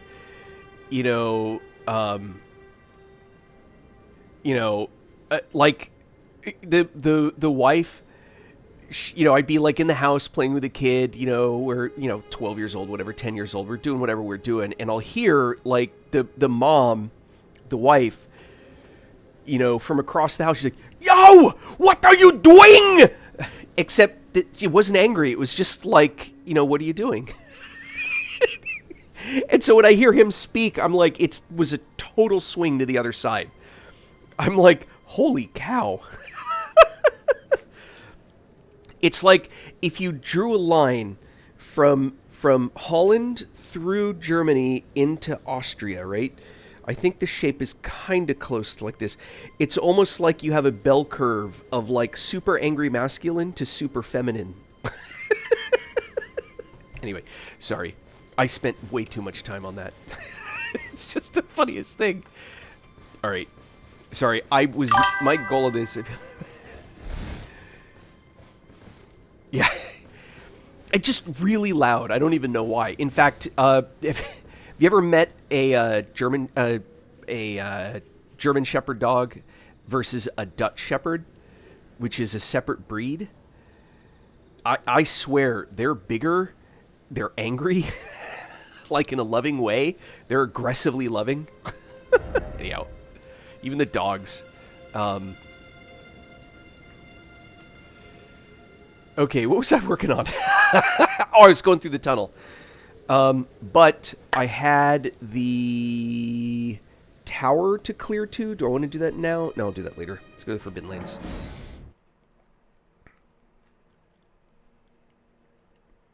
I actually did, I was a high-tech worker, and I did internationalization localization for IBM for a while. One of the longer jobs that I had. And I was a team lead, in fact, and I helped design the testing structure for the application. And it's full server client side. It was a massive app. Yeah, in the US. Oh, I've never fought that Knight's Cavalry. Whatever he has, I don't have it. I don't know that I want to, though.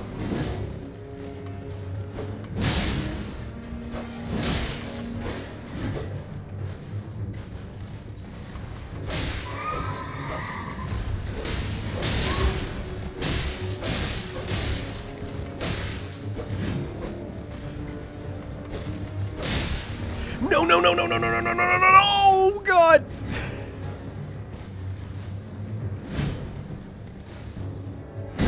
Oh, no, you cheater! Oh, come on, I was almost there. No! Anyhow, great. Now it's morning. I'm not going to have that guy. I will come back and... I've never actually fought him before because I'm always in a hurry to get the hell out of there. So I'm just going to go get my crap back and leave. The problem is it might be on that ledge. Oh, no.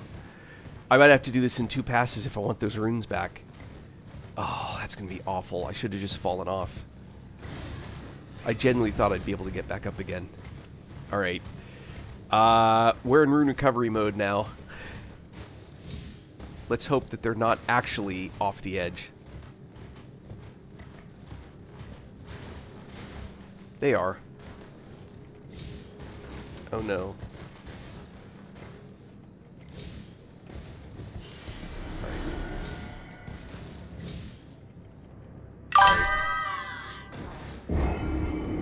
Yeah, no, they were on the ledge. Now they should be 6 feet from the ledge.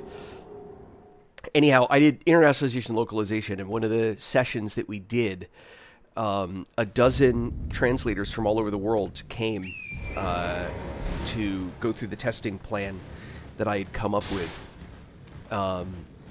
And the anyway, the everyone was, it was interesting to see the differences. They came in from, I'm going to try and remember all the different locations. Taipei, Beijing were the 2 Chinese translators, one for simplified, one for traditional Chinese. And then translator from Tokyo, a translator from Seoul, and then let's see, there was a translator from Brazil for Portuguese. We supported Brazilian Portuguese, obviously, and then which works for both, really. It's not much difference from a change. It's mostly vernacular stuff. That's more about localization than internationalization. Oh boy. I don't want to fight this guy now. I want to get away from this guy and get the spot up here.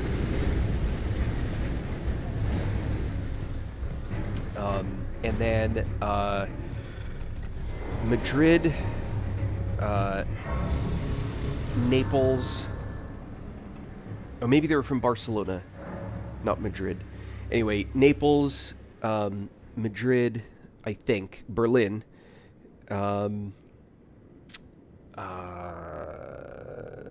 Paris. I think they were from Paris. I'm trying to remember all the languages that we had. Anyway, and they'd all get together in the same room, and it was the funniest thing in the world to see them talking English. And one of the funniest stories that I have from that, that's not an interpersonal thing, it's just a pure linguistic thing. So do you have any high tech? Are you like high tech at all? Is that a language that you're good with?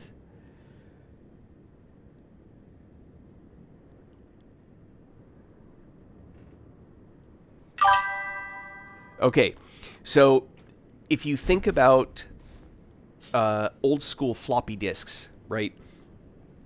Or even a hard drive, SSD, doesn't matter what kind. If you go to the store and you buy it, it is just a thing that's there, right? It has nothing on it unless you specifically purchased it with something on it. You have to have intentionally done that. For hard drives, that's pretty much always the case. You never buy a hard drive pre-formatted. You always, unless it's got data on it that you purchased. It is, when it comes from the factory, you must format it. But floppy disks weren't like that. Floppy disks could come pre-formatted, and then you would buy disks for IBM PC or for Macintosh or whatever you were using. And they had to be formatted for those platforms. Or if you bought them blank, it would be for that volume. So it turns out that in most European countries and many other countries, they call those raw discs, RAW, like raw meat, or raw fish. This is where it gets important. And sushi being raw fish. And so the term raw mean in those cultures, in those localizations, it would mean that it was a blank, unformatted disk. Floppy, hard drive, doesn't matter. That's not what it means in the US. In the US high-tech vernacular, that would be an unformatted disk, right? A raw is used in a term called a raw logical volume. And what that means is that it's formatted, it's got data, however, the... hey, Marzipan. That's funny. You are Marzipan. I like that. The raw logical volume is not an unformatted thing. It may have your Oracle database on it. The difference is your operating system, the computer itself doesn't the operating system does not handle it itself. All it does is provide access to it, and then the program that uses it deals with it directly. So reading, writing, everything, it handles it. The OS only controls the very basic stuff, but it doesn't do file system. You know, you wouldn't look at it and open it up and see the files that are in there to read and all that. That's up to the program that's using it. And those are called raw logical volumes. So we're going through this translation. The program was a backup archive thing, and so raw logical volumes were a really critical part of it because an Oracle database would be stored on a raw logical volume. The operating system has to understand this is not an unformatted thing. It's formatted. You're just not the one in charge of it. From a software perspective. Anyway, so the Japanese translator comes up one day. We're in the room when everyone's there working on finishing their translations. Everyone had done a pre-translation, but now that they're using it, they get the pre-translation. And he comes up and he says, you know, Adam, I have a question. When you're using a raw logical volume, blah, blah, blah, blah, blah. I forget exactly what his question was because it's not the critical part of the story, but he asked something about the raw logical volume. And when I heard what he said, a red flag went up. And I said, what do you think a raw logical volume is? And he said, oh, it's an unformatted volume. And I said, oh no, that's not what it is. And he goes, oh. And then I hear across the room of translators, like the sound of people stopping, shuffling, and looking up. And one or two of them are like going, what now? Or something to that effect. And I said, no, a raw logical volume is a fully formatted disk. It's just something that the operating system doesn't manage from a software perspective. It only manages it from a hardware perspective. It provides access to it as a raw disk to Oracle, for example. That's the primary user of it. This is like a long time ago, 20 years ago. Oracle was the primary user of this thing. The entire group of translators had mistranslated the term raw logical volume to literally use whatever their equivalent to uncooked was instead of unformatted. And for some of them, it was a problem because they didn't have that concept in their language. Yeah, no, I swear to God. So literally, if you went through and did a literal translation of what they wrote, it would have been correct to literally translate it uncooked logical volume. But obviously, that's the wrong term. Now, in English, raw can mean that. But if you want to make sure you're very distinct about it, you would say uncooked, not raw. Anyhow, so the... Here's the funniest thing. So they had to furiously go back and retranslate. And this turned out to be a real problem for the simplified Chinese translator. They were using the Big Five script because there was no small way to put that in. And the problem, if you think of a menu, like the pull-down menus on an old-style computer, right? They don't use that so much anymore. But if you think of that style, right? The problem is that the bar is only so big, and you can't put a huge thing there, or it'll, like, you don't have enough room for all the file, edit, whatever, right? And so they had to change what the wording was. The Japanese guy, he didn't have a good translation either, so he did the kana. I'm like so far in the weeds now. He did the kana translation, the hatakana or katakana translation, which is where they actually have characters that spell out the pronunciation, and it's up to you to know what the hell the word is. Which is the funniest thing. And so he literally was trying to figure out what the right term is. He's like, you know what? And he just literally put raw, R, like the pronunciation equivalent of the raw. And he said, if you're dealing high tech, you should know what that means. He didn't like try and translate it. He just tried to pronounce it. It was really funny. Japanese is the only language I know of that does that. And in fact, they have 2 whole damn scripts just for that purpose. They have the kana scripts, hatakana, katakana, and they have Latin characters that they use to spell out words and how they're going to be pronounced. Do not mistake that for Latin pronunciation, because it is not. I've made that mistake. So you'll see something that's been written out in Japanese words by a Japanese person. Those characters have very specific pronunciation keys, and you have to know what they are, or you're not going to pronounce it the way that they would. I worked for a Japanese company later in life, and so I ran into that all the time, where they would write something in English, and I'd say it, and they're like, that's not how that's pronounced. And I'm like, it is. If you're speaking English or Latin. And they're like, no, this is how it's pronounced. It was really funny. Anyway, more than you wanted to know. See what you get when you watch my stream. You get these crazy stories. You get these crazy old guy stories. I'm going to actually go back to this guy. This is not a DPS battle.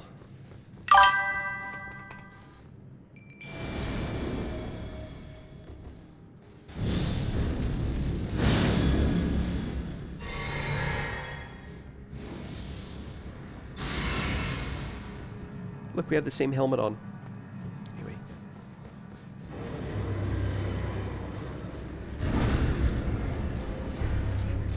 Look at that guy go running in. What a badass. Oh. Youch! That hurt.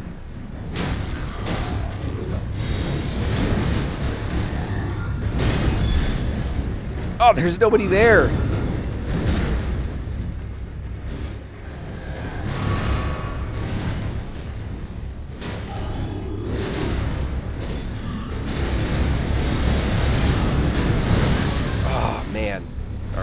There's just nothing doing about that.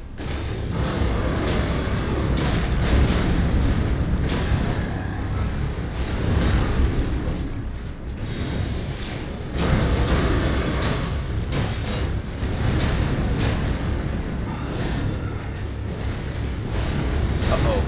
Watch my health.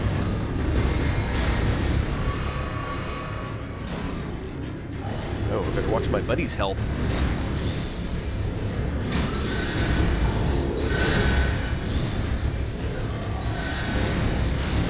Ah!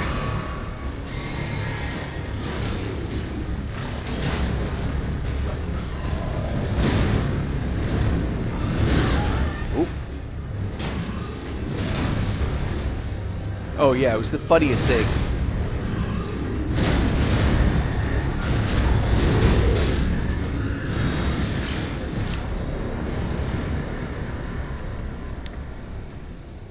The best part is, that's not my best story from that experience for humor, in my opinion. Again, that may be a cultural thing, but there's actually much funnier stories. And I'm going to tap into your European roots on this one, to sort of generalize European roots. So, of the people that I mentioned, the translator from Spain was a lovely gentleman. The translator from Brazil, Sao Paulo, I think.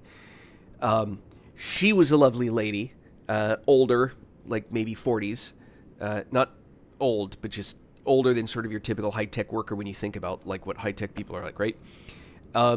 We had the translator from France, from Paris, a lovely lady. The translators from Taipei and Beijing, both very young, lovely ladies. Translator from Japan was a older guy, very like Shogun stoic, Anyway, but the translator from Italy was this younger guy who was he was immaculately dressed no matter what the occasion was. Like perfect. I mean, I suspect you already know what I'm talking about, right? But for those that don't, everything was perfectly coiffed, right? Super nice, stylish leather shoes, casual and fancy at the same time. His clothing was perfectly tailored, just like perfect colors, accented his skin tone, like everything about it was perfect. He had the whole Roman Italian look going, all swagger, right? The dude, when he walked, it sounded like a black cat, just like that jazzy kind of, just like he had the whole thing going, just like 100%. And when all the translators would be in there, he comes walking in with his perfect little cup of coffee, and he's just like, "Oh, hello." I swear to God, every woman in the room was like, "Oh." It didn't matter where they were from. The two Chinese girls go, "Hee." It was like unbelievable, like stereotype to the extreme. The Brazilian lady, of course, strong, was like, it was hilarious. If there was if he'd come walking up to like the area, the folks doing the Japanese, Chinese, and Korean translations tended to kind of hang out together. He'd go walking up. He was always chatting with everybody. He's like, "Hello, ladies. How are you doing?" And they're like, "Oh, we're fine." Oh, my God. Like, watching it was just sickening. It was just absolutely made me ill. Like, out of respect. Don't get me wrong. Anyway, two hilarious things happened with this guy. The first one was we had a coffee cart at IBM, and everyone would go there to get their coffee. And I would go there and I'd get mochas, man. Give me something sweet, chocolatey with some coffee in it and caffeine. I'm loving it. I'm happy, right? But I had coworkers that were like, the intense coffee drinkers, and they had to get their espresso, right? And they're going up and they get these little espressos, and they're like the worst thing they ever had, but making you think it's the best. That's just, I don't know why guys do that. Anyway, so they're like this. He comes walking up, and by the way, coffee cart person's lady, lovely young lady behind thing. He goes walking up. "Oh, hello, how are you today?" And they're just, "What can I get you?" Like, they couldn't even talk to him. So he orders an espresso, right? He gets it. And he goes over to the counter where all this condiments are, and he just pours in the cream and the sugar, and just like dumps it in there. And I'm like, all right, I got to ask you. We think, like, this American impression is that Italians drink the best coffee, that it's like got to be black, and it's got to be sludgy, and it's got to be painful, and that's what makes it good. And he's like, "No, it's so bitter. You have to put in the sugar and the cream, make it so good." I swear to God. And I'm like, even for a second there, I'm like, oh, I can't help it, right? And so I'm drinking my mocha because I'm not playing, right? But these guys are like doing that, and he's just like, it's for him, it's like, it's hilarious. All right, so the second story, this one, yeah. So the second one, this one's even better. So Northern California, I live in San Francisco area, and there's a town south of here called Gilroy, which is famous for garlic. They do a lot more, but there's a spice plant that actually makes like dried spices down there. Funny ass thing that happens is on a foggy, muggy, overcast day in the morning, the fog will kind of overtake kind of the whole area, right? And I mean for miles and miles and miles. And this is the important part. Well, I work down in the very southern part of the San Francisco Bay Area, and Gilroy is further south than that by like 50 miles. Anyway, maybe 30 miles.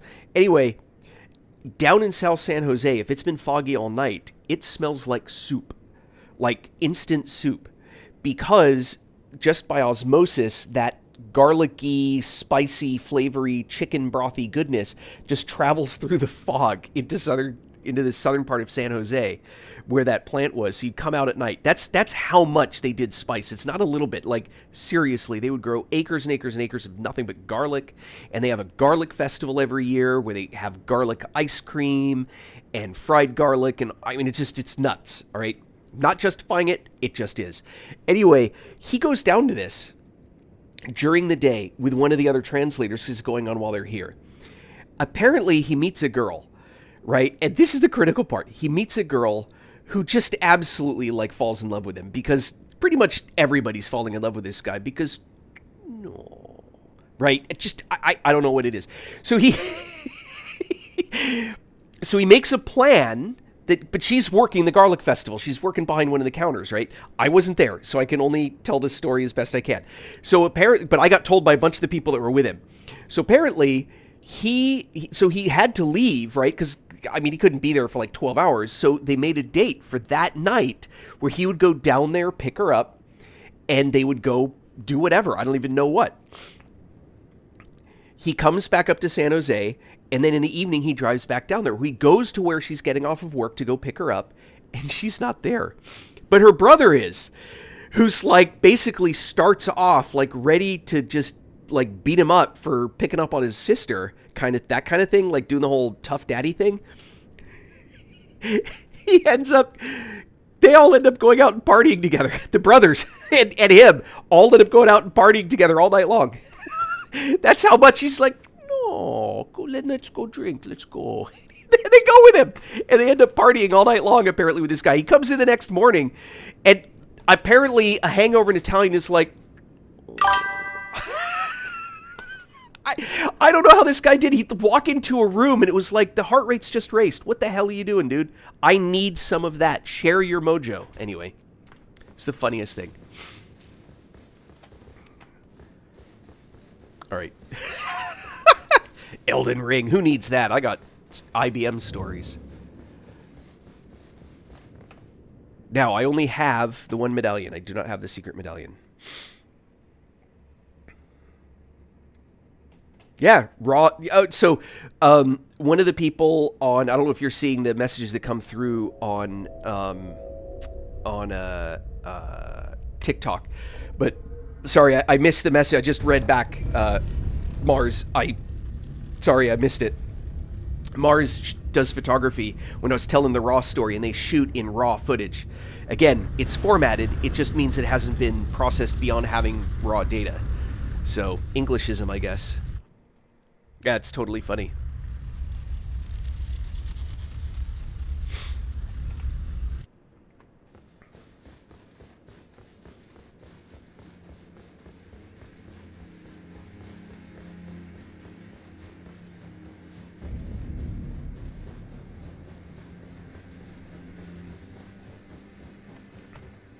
Honestly, I'm actually surprised I can go this far, because I haven't fought Radon yet. I ain't complaining, but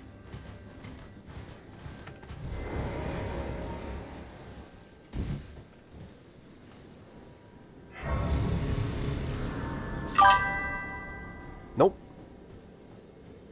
Finally, the tarnished. Oh my, I fear that you were well.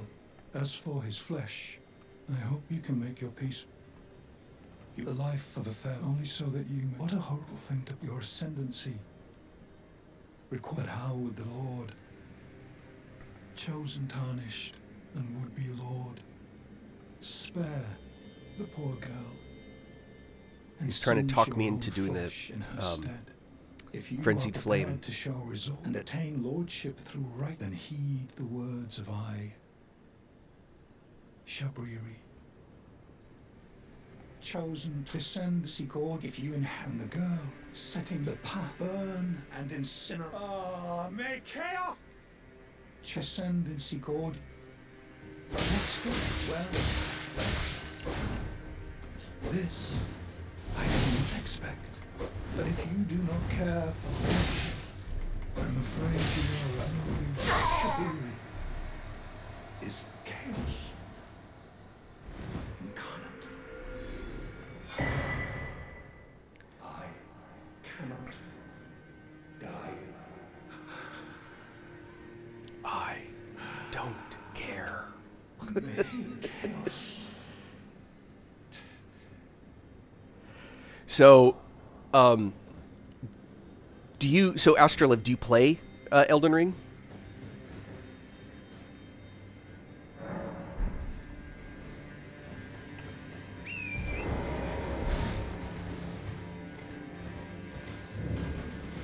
Like, do you know what's the word I'm looking for? Do you know the lore and everything that's behind it? It's not a judgy question, I'm just curious.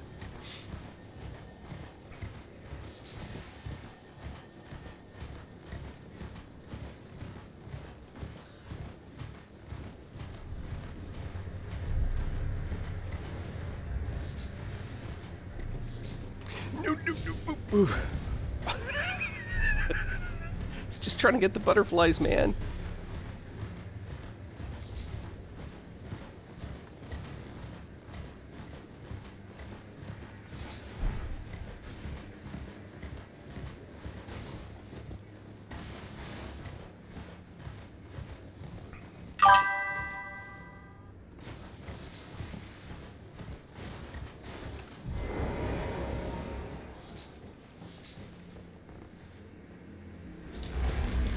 Oh, yeah. I gotcha.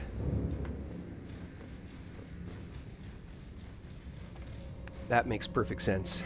So, that person that I just killed is Shabriri, who took over another person's body.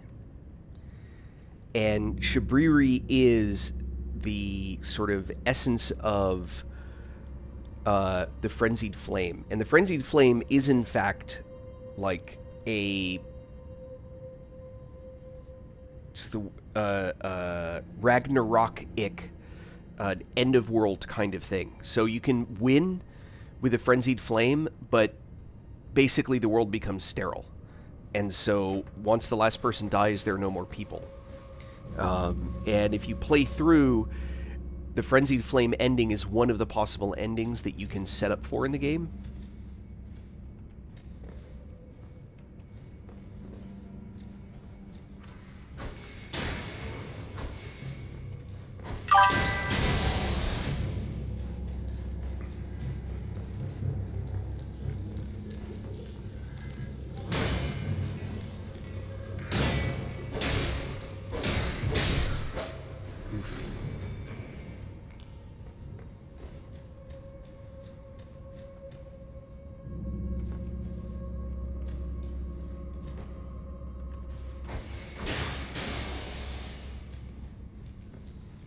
Oh, look, he found a friend. Yeah, I like frenzies. So I did my last playthrough, I did as a Frenzied Flame playthrough. For much of it, I didn't complete it as Frenzied Flame, but I did much of it as a Frenzied Flame build.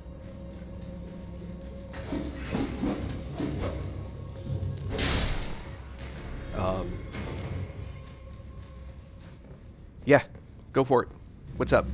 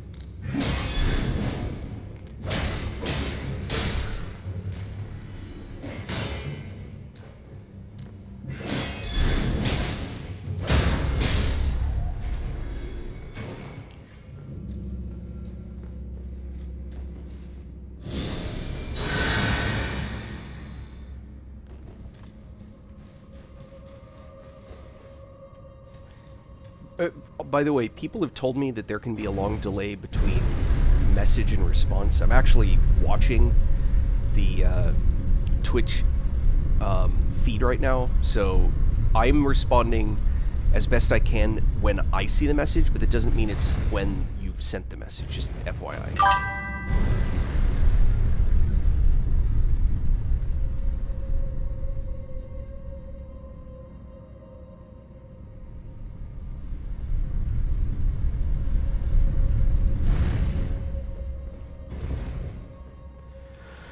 Okay, let me see. Ryzen 5, 5600.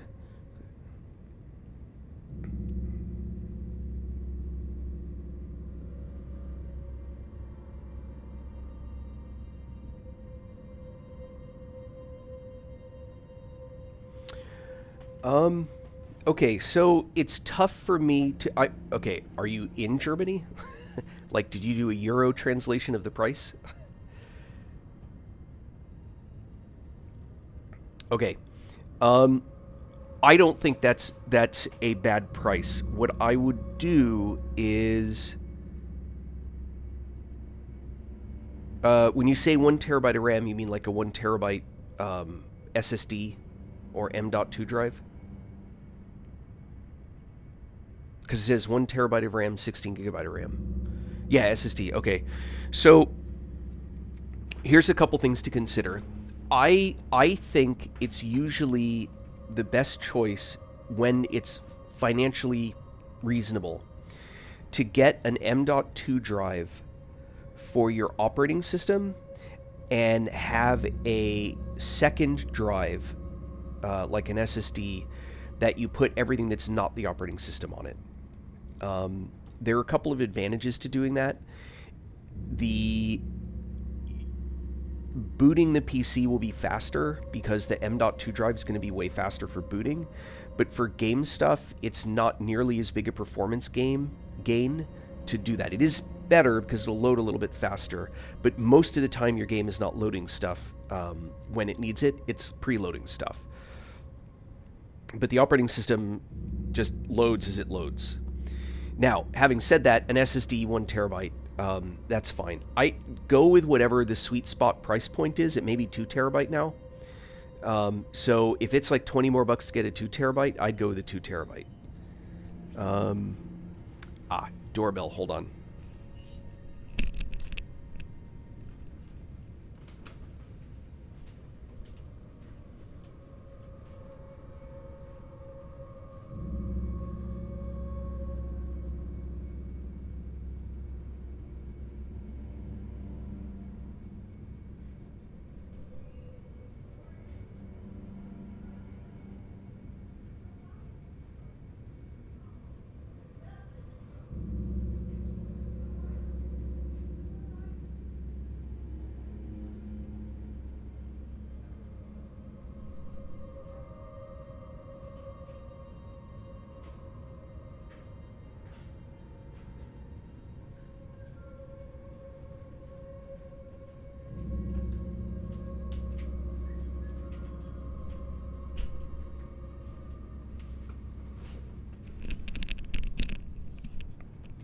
Okay, so for RAM, I wouldn't go less than 32 gig of RAM. And whatever video card you get, you should get at least 16 gigabytes of video memory. If it means you got to wait a little bit longer to save up a little more, I would go that route. I don't know that AMD video cards, GPUs, are a better value dollar for dollar than an NVIDIA card. I don't know that... I just say that wrong. I don't know that AMD video cards are actually a better value dollar for dollar than an AMD than an NVIDIA video card. I would leave that up to you to sort of do that research. But having said that, those are small critique, not big critique. I would say the most important thing is more RAM would be better. Get 2 sticks of 16 instead of 2 sticks of 8. At least here, that price difference is very small. In fact, you could actually find 16 that's cheaper than 8. For the motherboard, I don't know a lot about the motherboards. It's the chipset that really matters, and you're gonna have, and I guess the 520 chipset, so that's gonna match the CPU that you get. You just gotta kind of take whatever that matches. If you build your computer with the intent to keep it for a really long time, put the extra money into it now, because it amortizes over how long you have it. I generally try to build desktops that last almost 10 years. Video cards get replaced, but the CPUs and stuff, I don't have to replace them, because usually you can't anyway. That would probably be my thing. I think it's a fine setup. Just make sure you have an ample power supply.